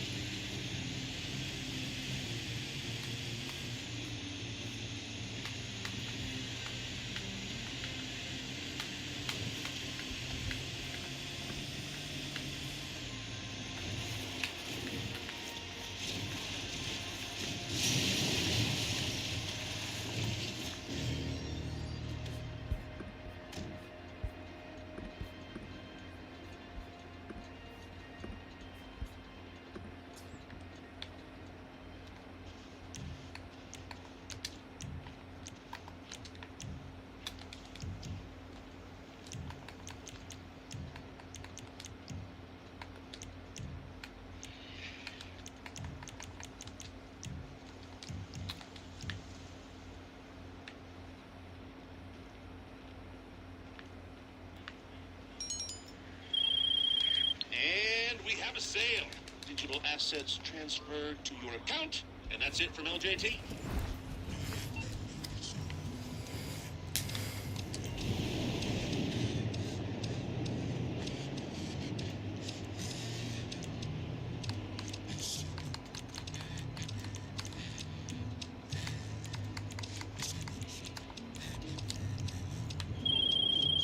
Don't fuck.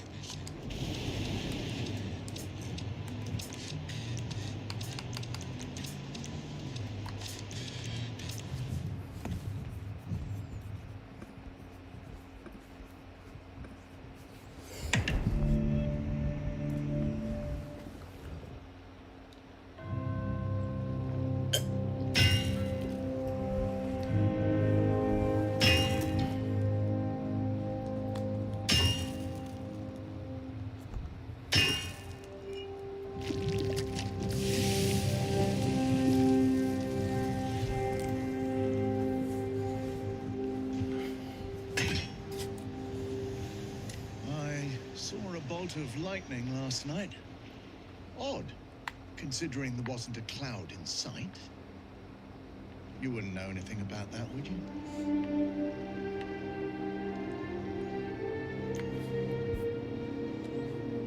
You're gonna have to learn to control it. And that won't be easy.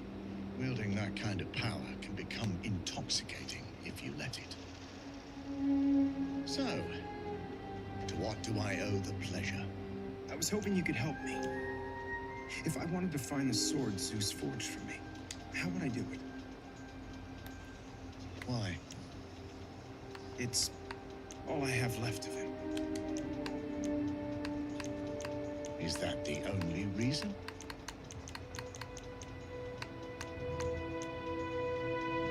Well, you'll need some adamantine, but not just any adamantine.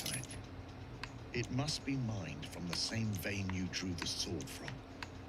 Place it in here, and she'll lead you to your sword. Thank you. If you decide to go, be careful. The last I heard, the sword was still lodged in Talus's head.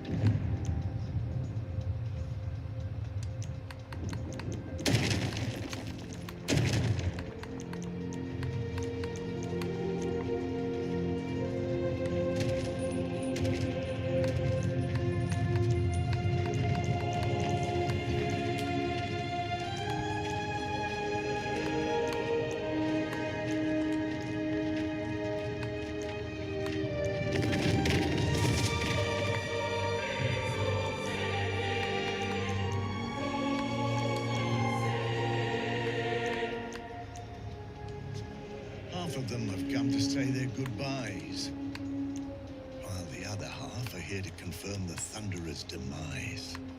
Father was complicated, which is a kind way of saying flawed.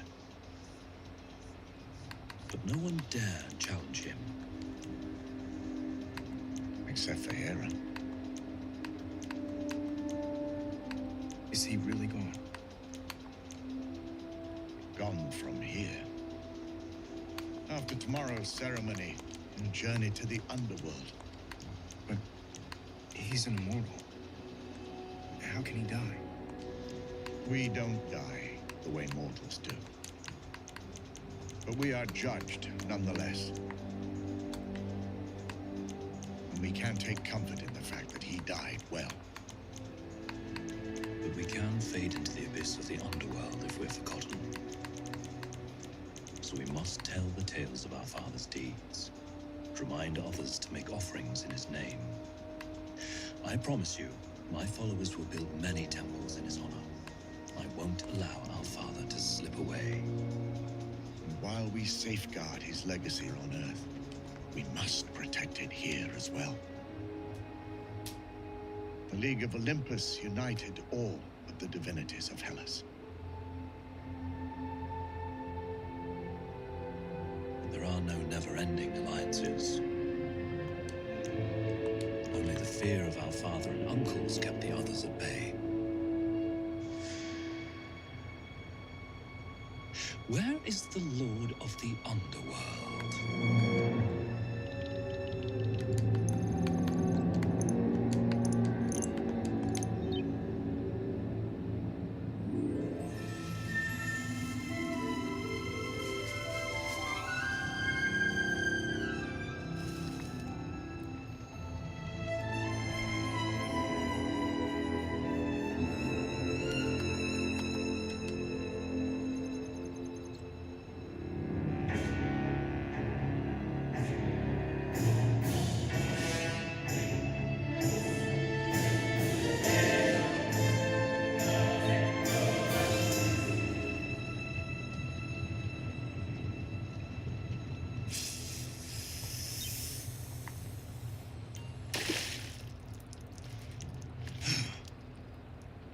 Take a walk with me.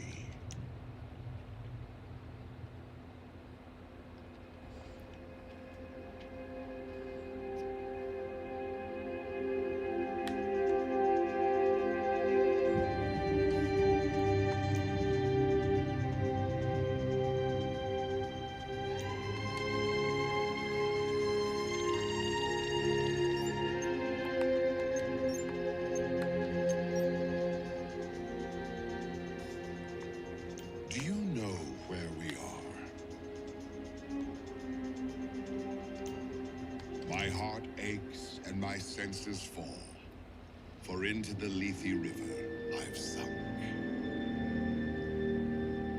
Every time I pass, I contemplate drinking its waters, for the Lethe erases all memories and pain, frees you from the past, all that ails you. But I don't. Do you know why? What would become of my wife? My children? They'd still be bound to this place, as would I. Maybe one day we'll be free from it. The world above. That is what I hope for. Happiness. Real happiness. And you could have the same. Wish for felicity, and the river will show you your happiest memory, so that you may feel joy again.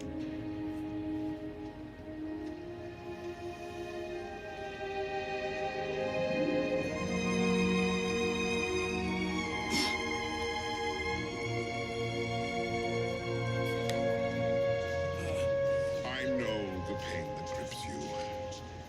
The greater the love, Ready for some real excitement? the greater Bet the on the sorrow. ponies at the Inside Track, I've the lived it premier too. horse racing lounge at the Diamond Casino and Resort. I never wanted this realm.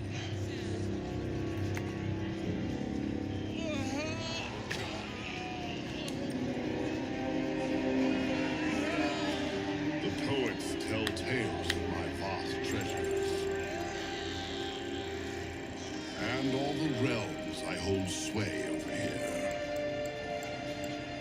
But they don't know the truth.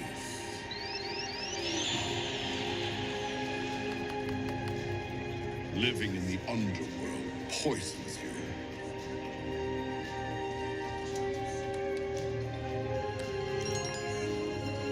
There's only so much you can endure.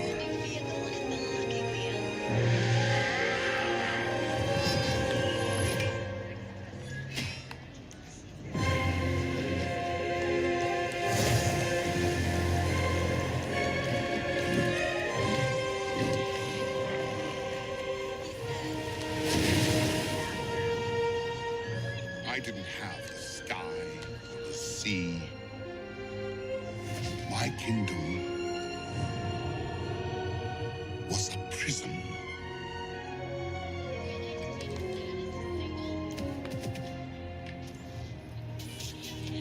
One that not even I could bear.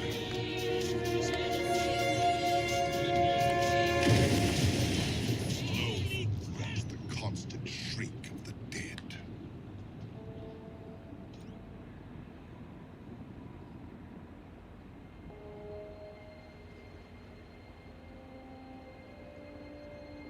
My time away from the underworld is limited, and an overwhelming pain sets in when I'm gone for too long.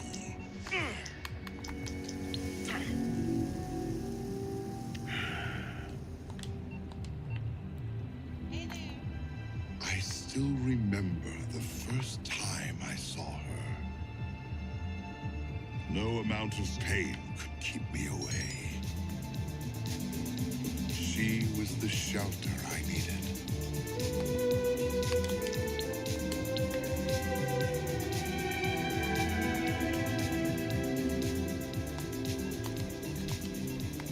The tenderness that I missed.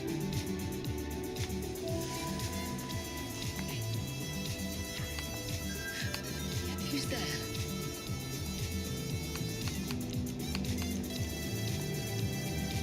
I knew her mother, Demeter, would never approve of me.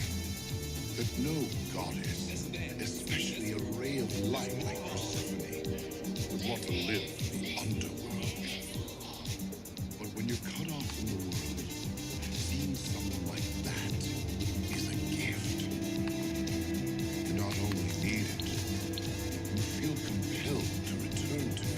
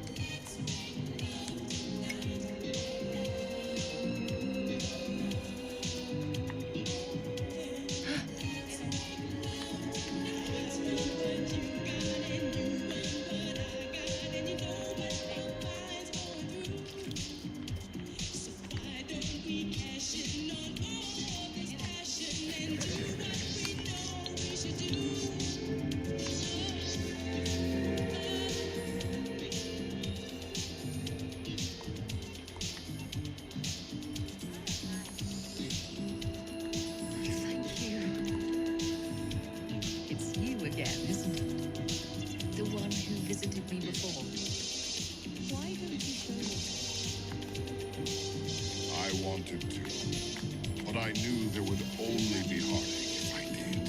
So I decided to stop visiting her. I too know what it's like to love someone you cannot have. I too know what it's like to live in isolation and pain. My prison was the underworld. Yours was that forest where you hid from Chrysius and his son as they hunted you down.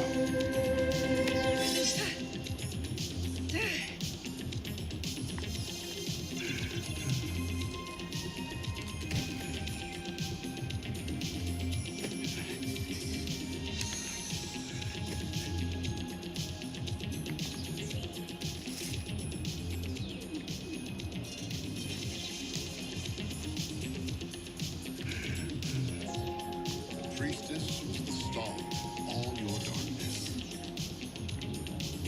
while Persephone was mine.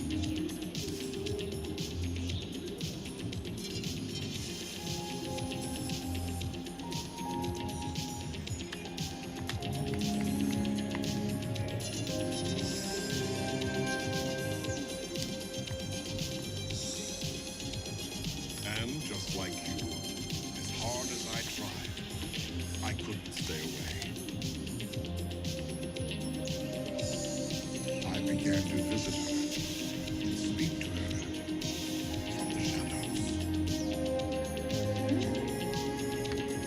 When all you know is darkness, you seek light.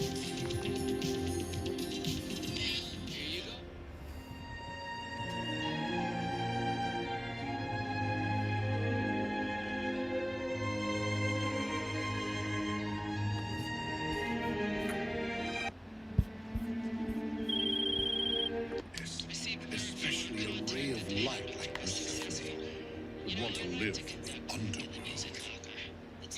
But when you're cut off from the world, seeing someone like that is a gift.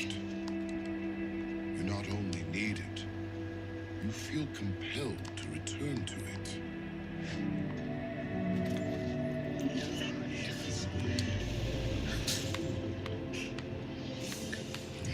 My friend. But what could I offer her?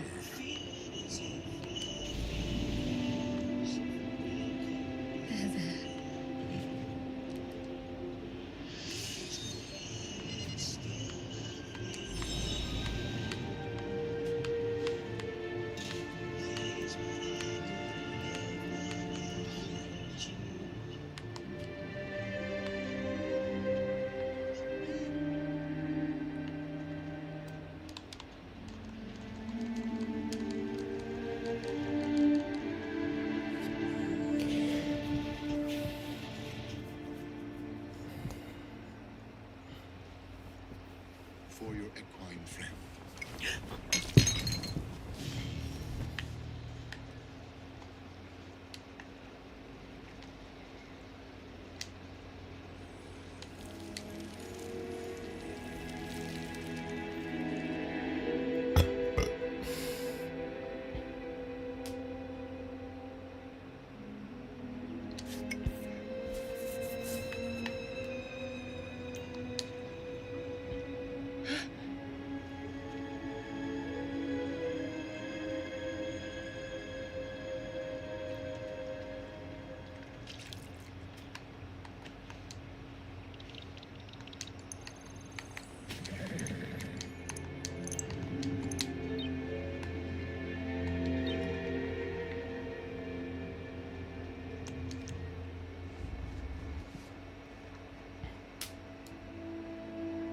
Thank you.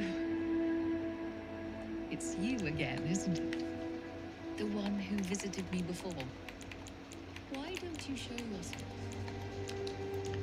I wanted to, but I knew there would only be heartache if I did.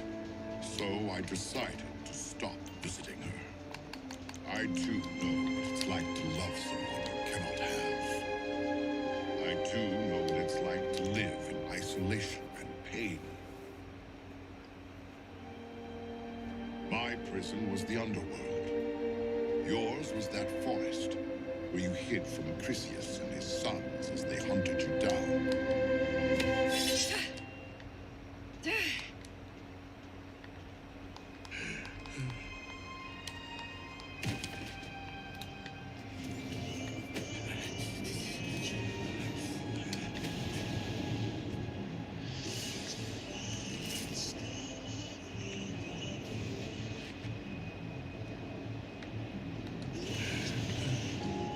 The priestess was the star of all your darkness, while Persephone was mine.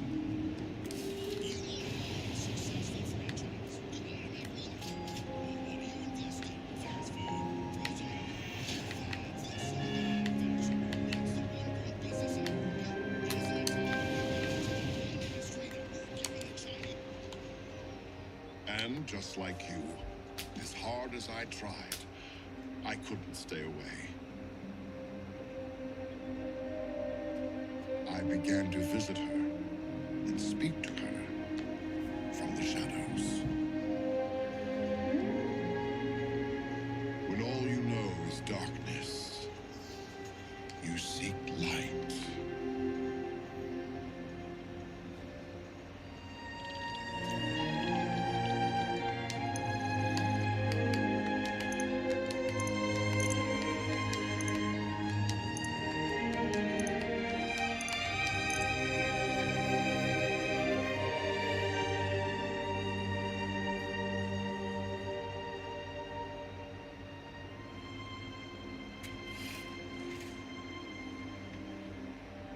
We both found a safe haven in them. A It's peace sale day. we Okay, never thought we're we'd throwing know. this stuff out with the trash. Gardening Pick up has the taught product. you to see the world differently. How so? You notice the details in everything. The veins on the leaves, the moisture of the dirt. Paying attention to those details is vital for the survival of your garden.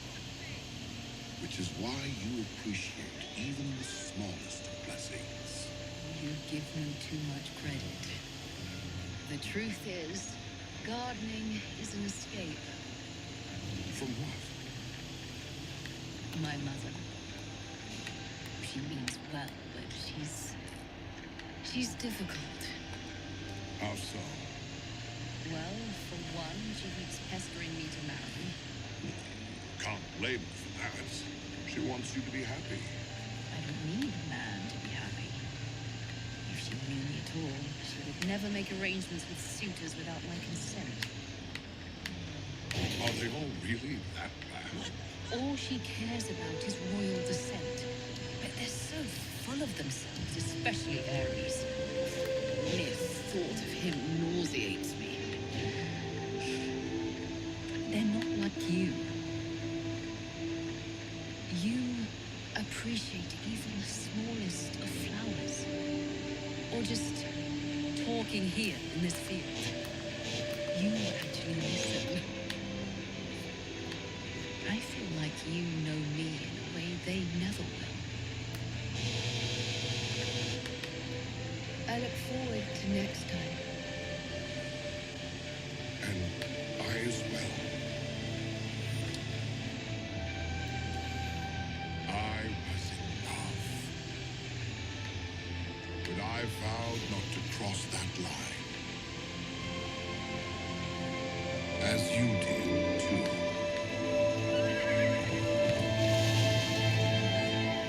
It got harder and harder each day. It was driving me insane. My desire to see her only grew and grew.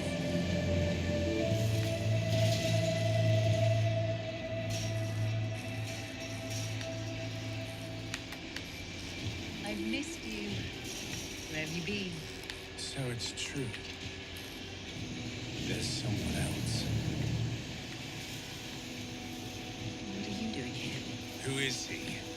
I just want to know who I'm competing with. You're not competing with anyone. You've already lost. Don't be so sure. Are you drunk? I brought you a gift.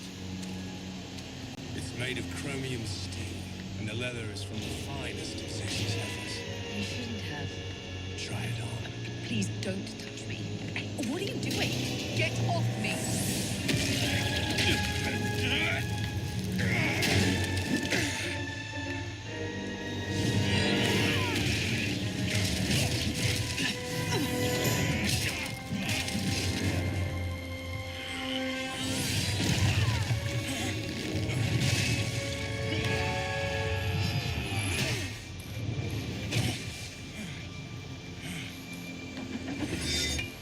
Enough, Ares!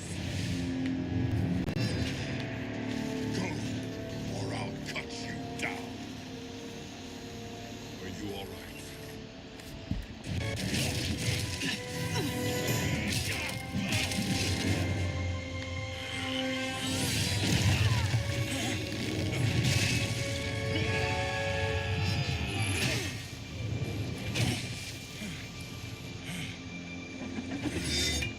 Enough, Ares!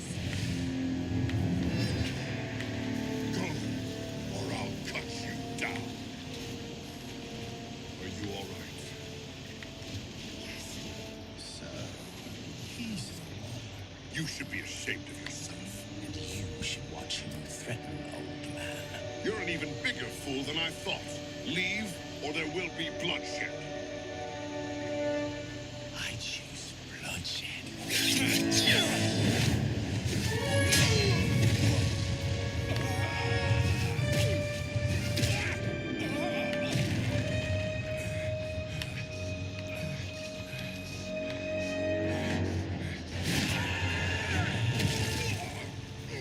No! It's over.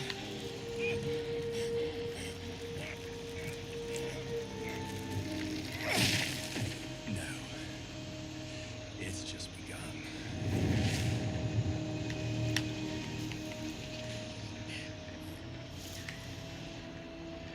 Thank you. I thought you'd never reveal yourself to me.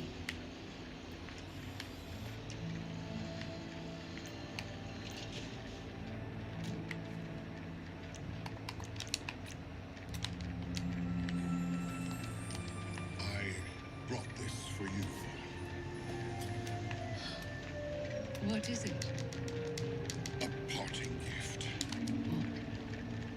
Why? I can't bear to see you, knowing that we can't be together. I want to be with you. I do. I love you. But I don't want to hurt my mother either. As difficult as she is. I love her too. I understand. But now I know what I want. In a way I didn't know before. What about your mother? My mother must learn to accept what I want.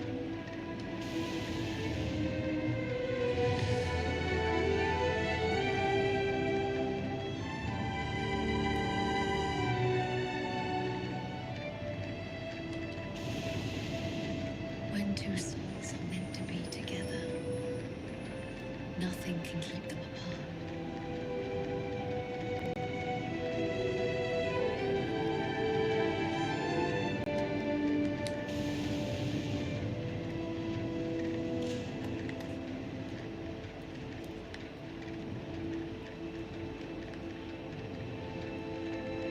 No, don't! If you eat the food of the dead, you'll be bound to the underworld. Forever.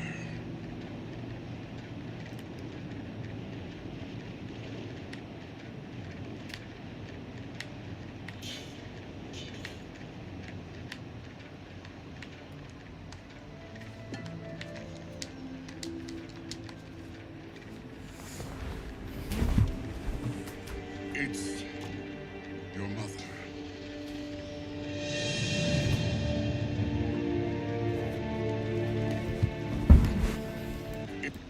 No, don't! If you eat the food of the dead, you'll be bound to the underworld. Forever.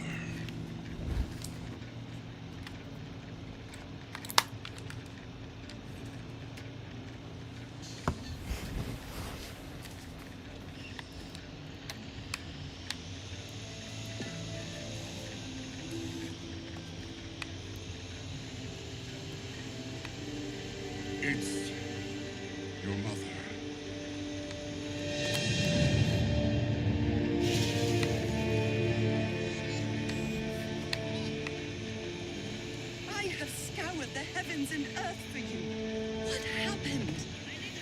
Are you all right? Hades saved me. Saved you?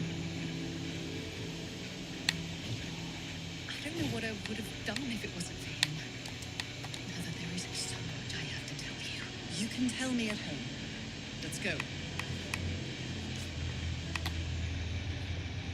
I'm not going. I'm staying here. Mother, I've decided on my suitor. You can't be serious. I am. My dear, you are upset. Now is not the time to make rash decisions. No, I've never been more certain of anything in my life. Listen to me. You're a flower, child. With no sunlight, you will wither and die in this dank hole. I won't allow it. Now let's go.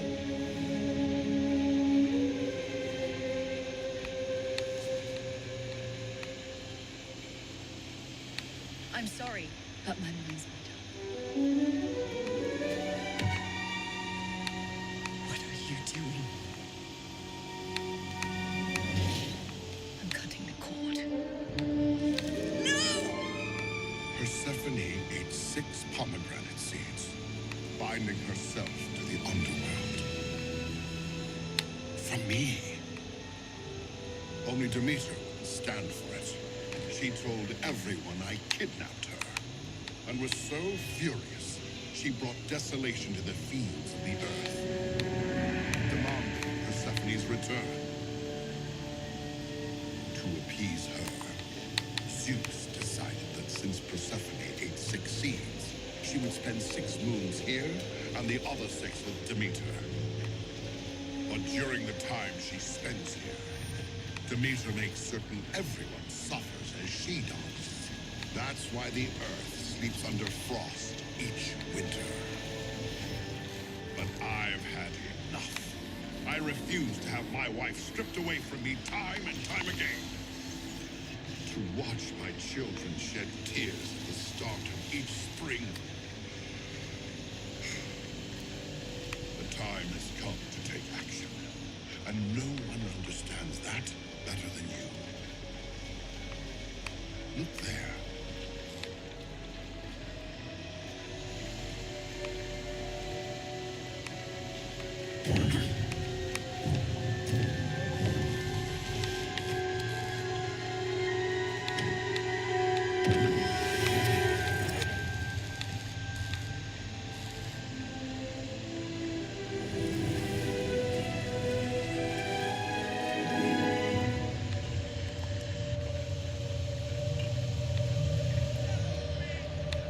They are the wraiths who cannot afford to cross, drifting aimlessly in torment. You never knew what happened to her. But death reveals all. She was going to abandon her vows and all the honor that comes with being a priestess for you. You were going to run away together. But 2 days before you were set to leave, you found out where the man that gave you that scar was. The man that cut down the woman who raised you. She begged you to run away with her, to let go of the past. Do you remember what she said? Don't let hatred turn you into the very thing you set out to destroy. Yes, but you didn't heed her words. You broke your promise, and you struck out, seeking revenge. And we both know what happened next.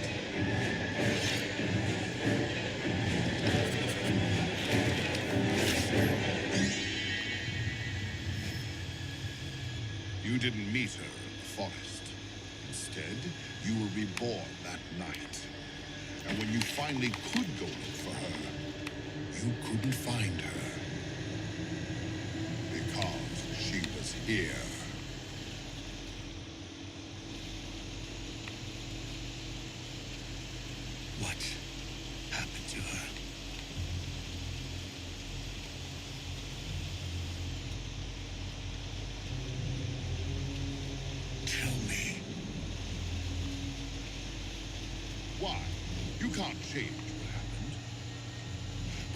can help her. She doesn't recognize you. She only sees the monster you've become.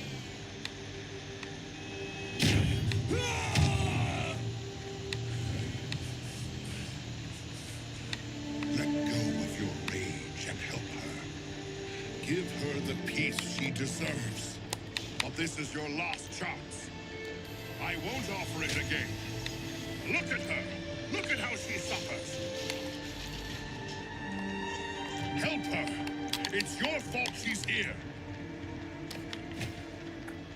Help me, and we can put an end to the suffering of our loved ones once and for all.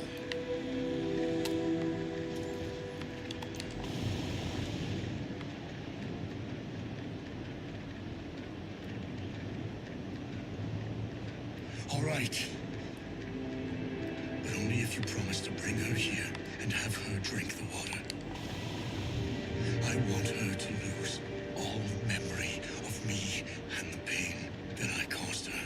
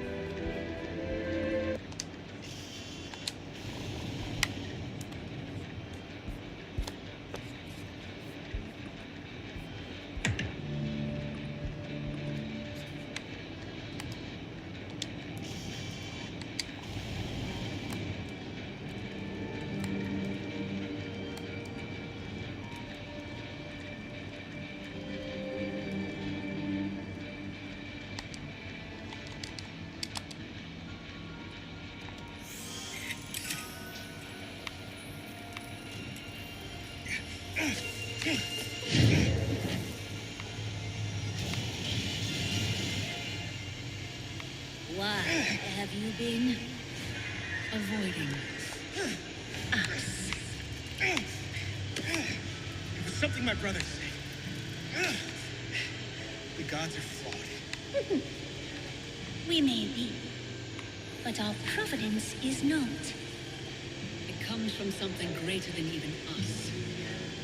We are but its vessel. And there's something you must know.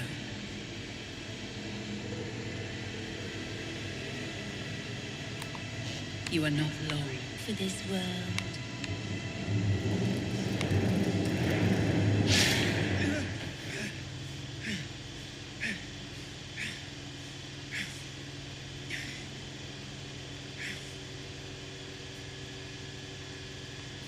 You are not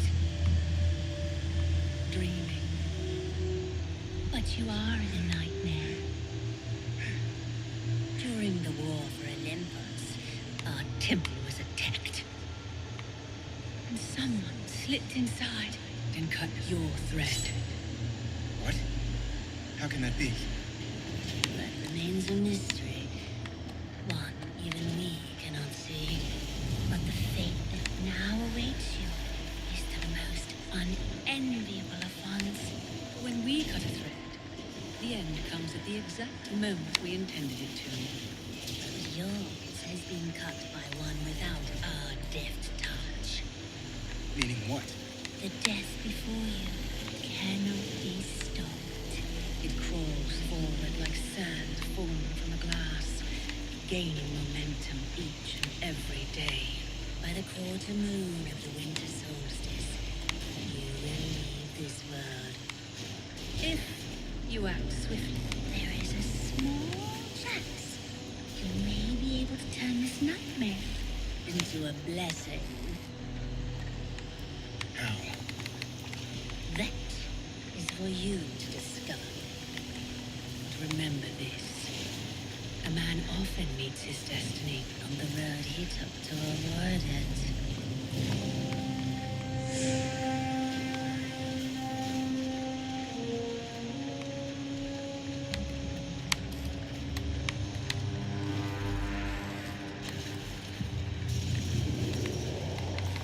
I've always preferred the violence over the sword. It's faster than the wind, sharper than any blade, and more aggressive than fire.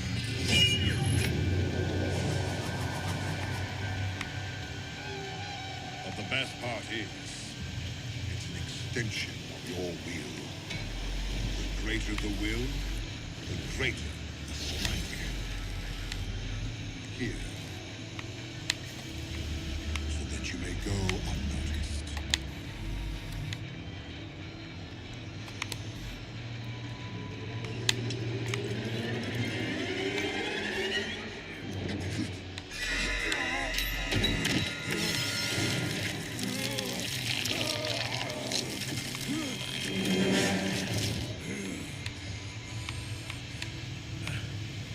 You still have your demonic strength.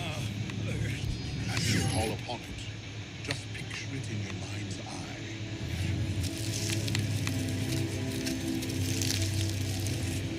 And you'll become Seraphim again. There is another exit from the underworld, one less traveled, with fewer eyes upon it.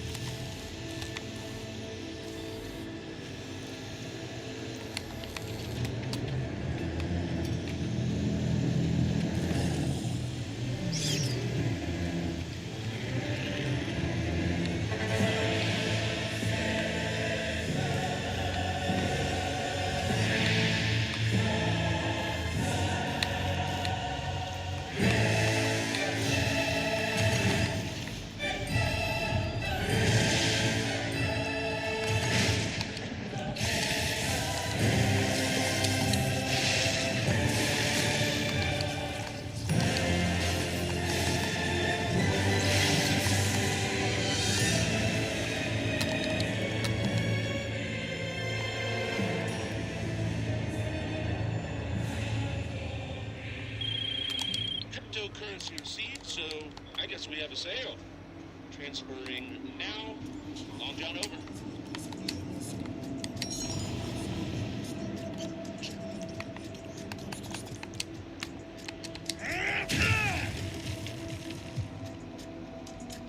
He knows.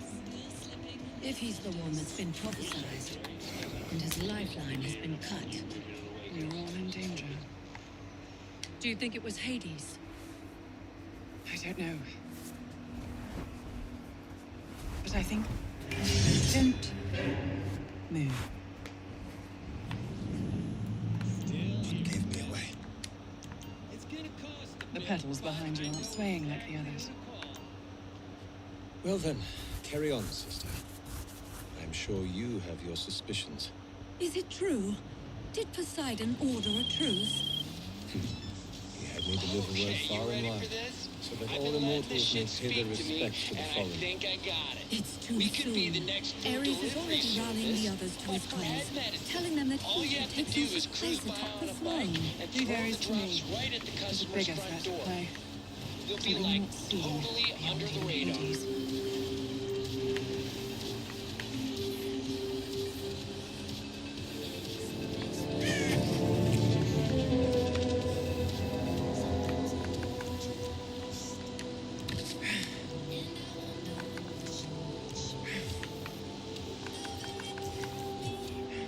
Are you all right?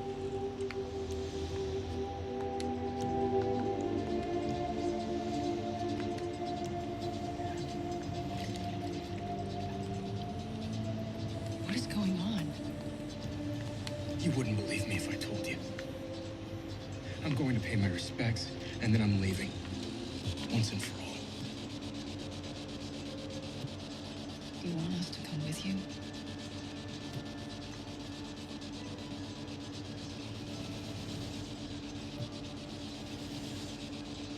Are we even welcome?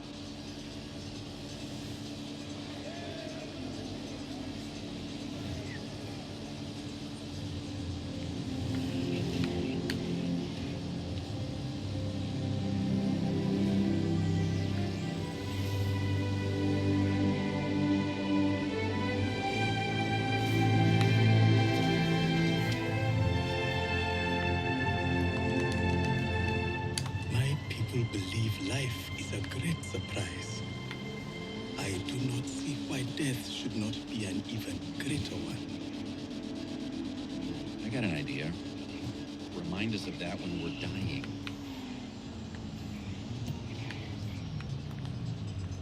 I will pray to Medir and Zatbadar for him. And you.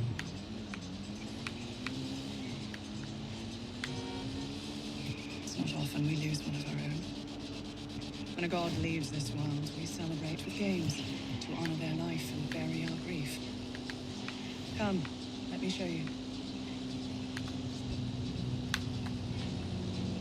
The most deserving participant will be awarded a prize. The ring of our father.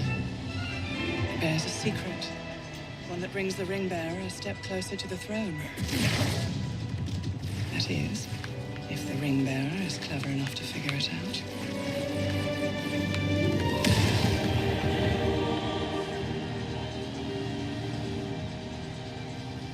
It'll look good on your finger. I didn't come here to compete. Good luck, sister.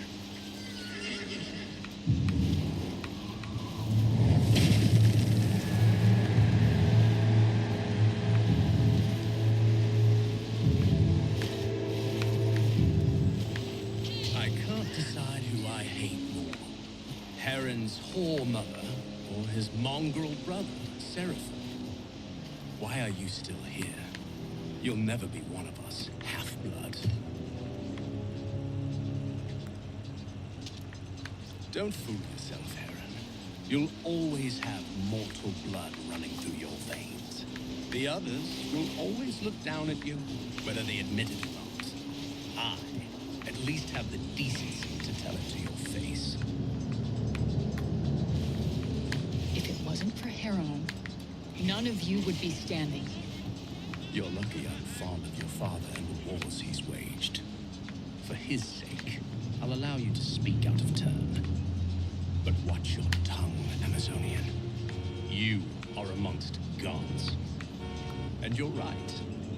If it wasn't for Heron's whore mother, we wouldn't be here. My father would still be alive. Don't ever speak of my mother again. Zeus is dead because Hera unleashed the giants, and fools like you followed her.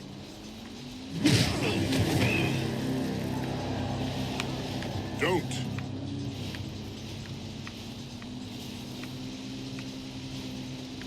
Blood means nothing. Will is everything. I'll see you in the games.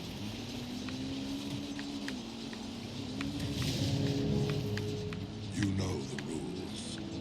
No weapons. It's not for you, dear uncle. It's for our friends. We need to remind them of who we are.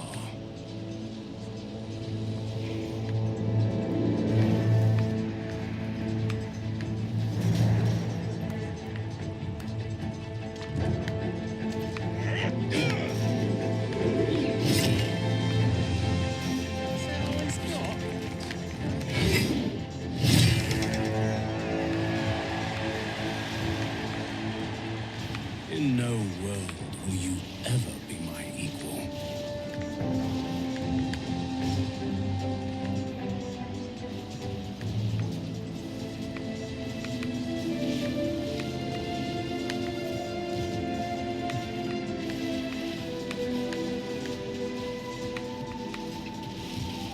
Our friend has agreed to our proposal. He's on his way as we speak. When she's here, she's with me. Please, Mother. It's only fair. The underworld is fair. Is it not? Indeed it is. Well, we're fair here too.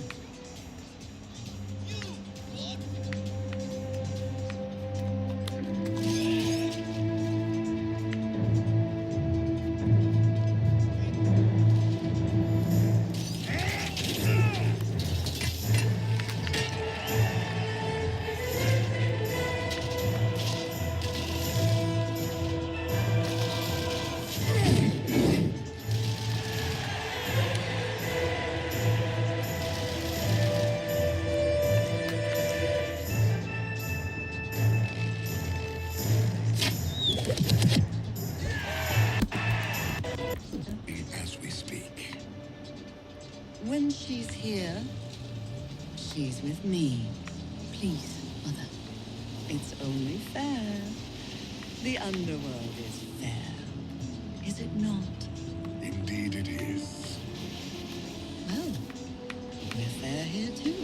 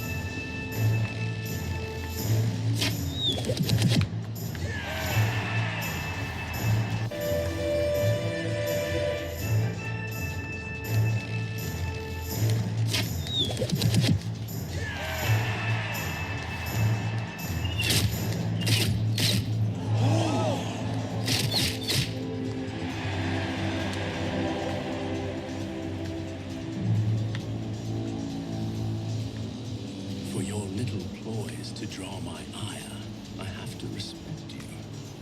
And there's only one place respect is earned. The Pygmachia Arena.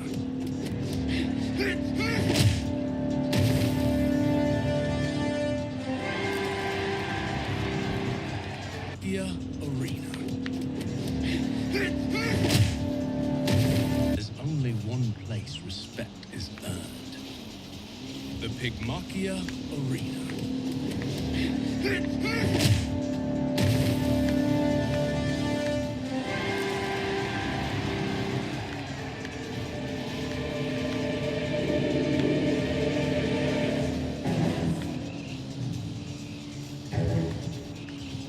Don't let your anger cloud your judgment. This is madness. He's not worth it. No, he's not. Doesn't matter. I'm a dead man already. Don't do this. Please, brother.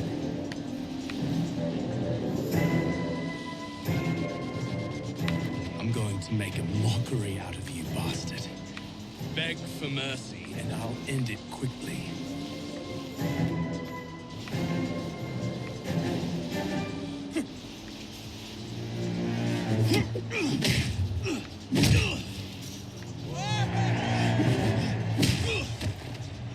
Say the words. I submit.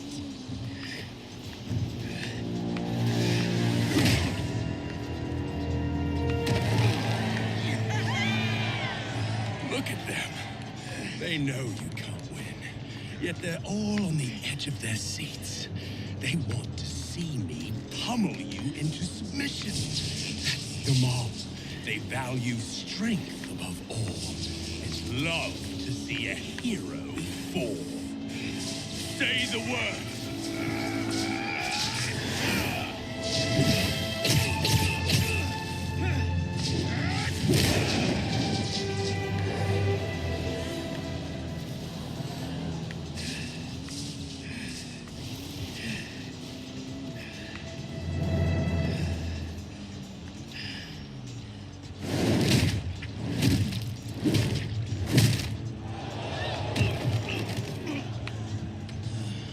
Say the word!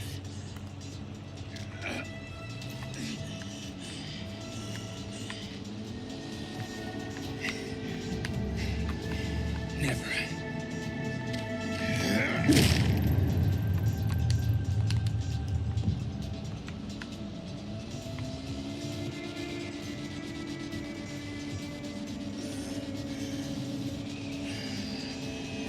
This is how you show the world who you really are.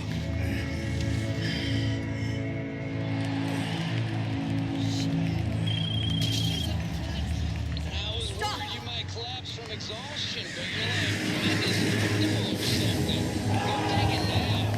I got some of Lab Rat's super benzos if you need them.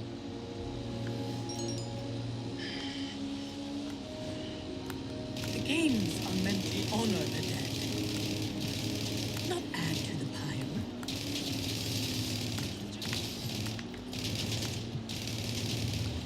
dare you show your face here? We ought to strike you down. You can try, but it won't ease your pain or diminish your anger. Why don't we try and find out for ourselves? I am still the queen of the heavens, Apollo. By law, I have every right to be here. I know your wounds are still fresh, but my demise won't bring back those who have fallen. If it could, I would gladly give my life for theirs. All I can do now is try to make amends for what I've done. I will banish myself for 1,000 years, and during that time I will not step foot in Olympus. But first, I will pay my respects to the fallen. You lost that right when you waged war on us. Who are you to speak for Olympus? You're just a bastard. As are we. I will not let bastards determine our fate. My mother has always been just. Only when Zeus strayed would her temper betray her. What fault does she bear in that? She will do as we say. You misunderstood me, sister. I'm not asking for permission. Enough! This honors the unworthy. Let's go. No. You heard her. Run along. What did you say? Go. Now, or you'll regret it. Don't!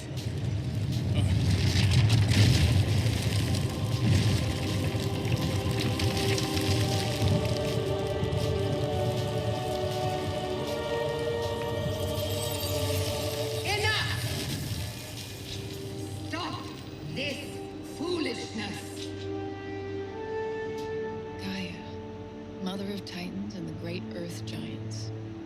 I see her, and I hear her voice. What? She speaks to me in my dreams.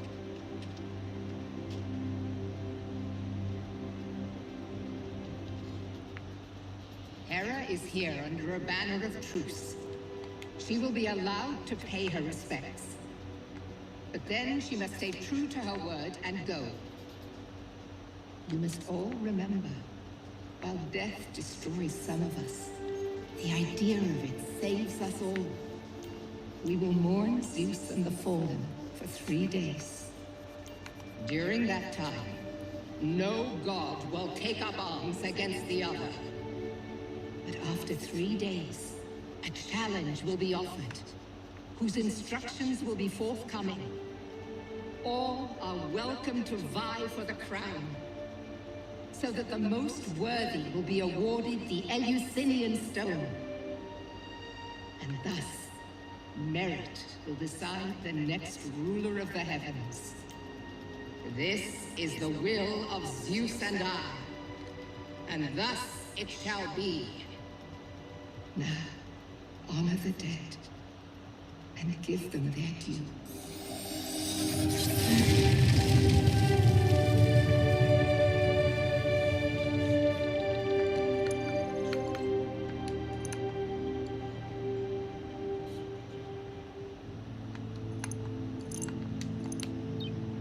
Let us begin.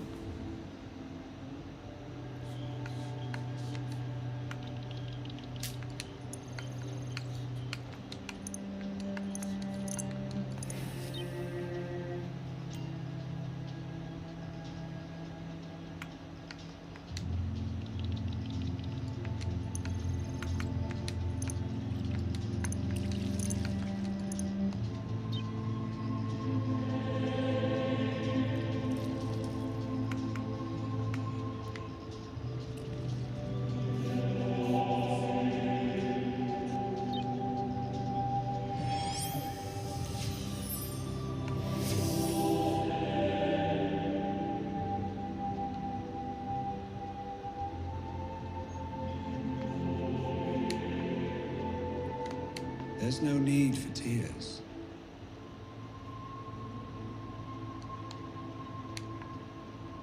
Steadfast Hermes, brave Apollo, and Hephaestus, loyal to the end. Thank you, my sons. Wise Hestia, valiant Athena, and my cunning Artemis. I knew I could count on you. For that, we are all in your debt. Anything worthwhile must be earned, Ares. Don't allow your talents to be squandered. Heron, I'm very proud of you. You've done more than I could have ever imagined. You should be the one to bear my ring. I can't accept it. It should go to someone who wants to rule. This isn't about the throne. It's about accepting who you are.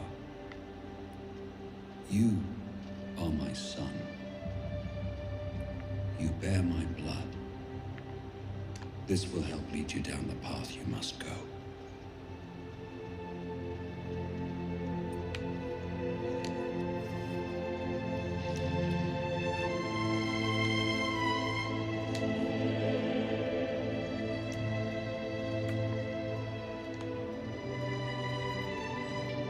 We are all flawed, in our own way. Myself most of all. But there are ideals that are pure. And in the moments we strive for them, so will we. Honor me by ending this conflict, and then live not as I lived, but as I died. Striving for something greater than myself.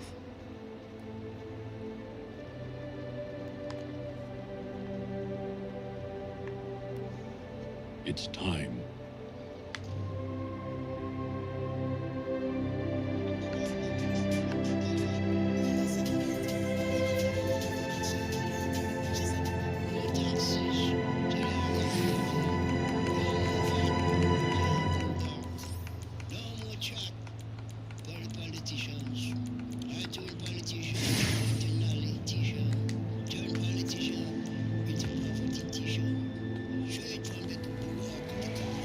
There's something you need to know.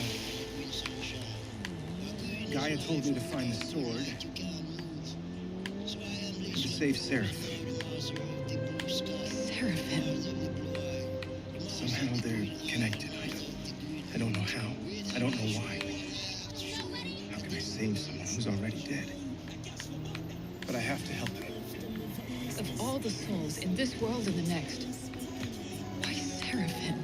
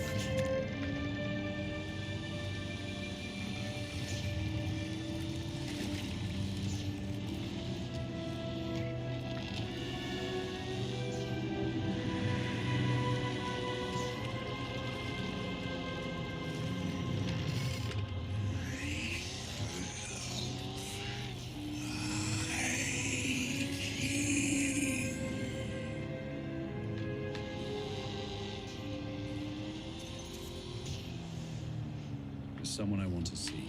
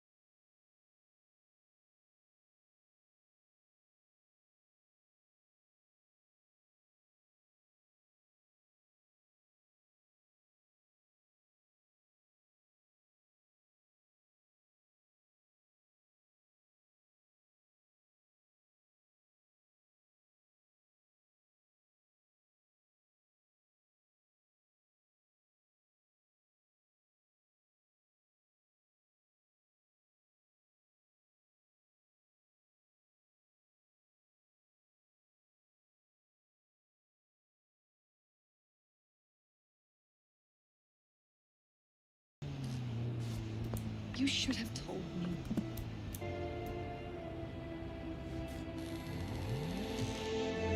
That's for Seraphim.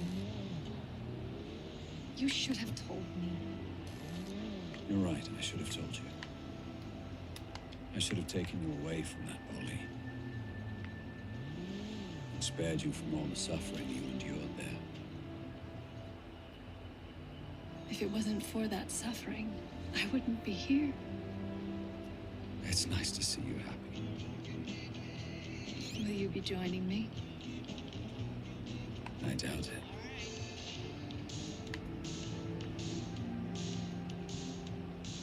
When I died,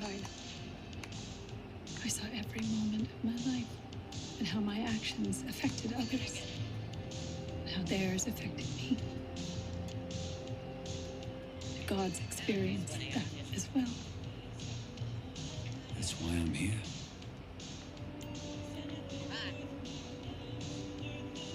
I'm sorry. Will I ever see you again? I have to go.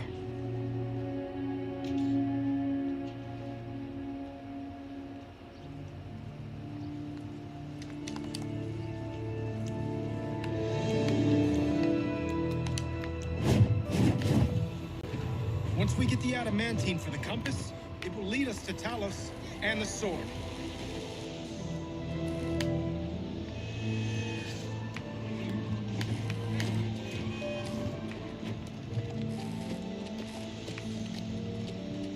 This is creepy.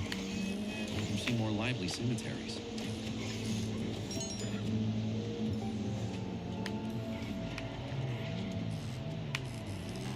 What about the rest of it? I was lucky to get that. Don't worry. We'll figure something out.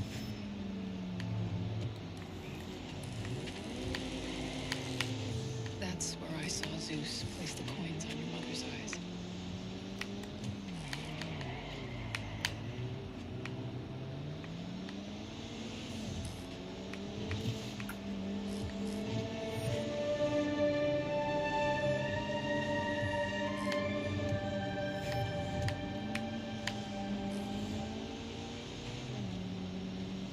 Where was she buried? I don't know.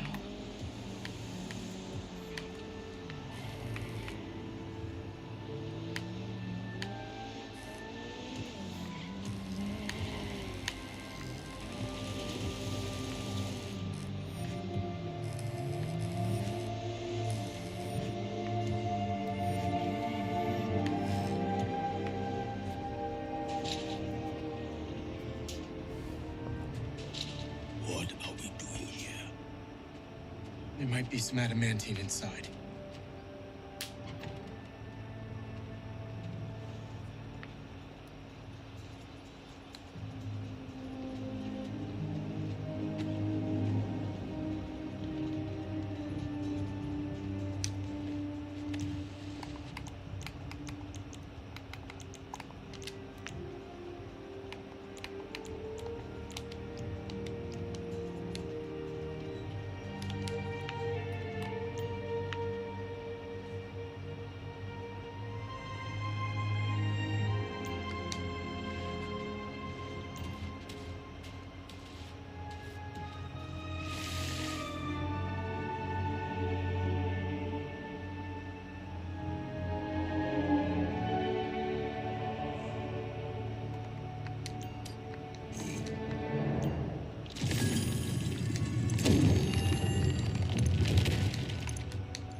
Only a god could craft something like this.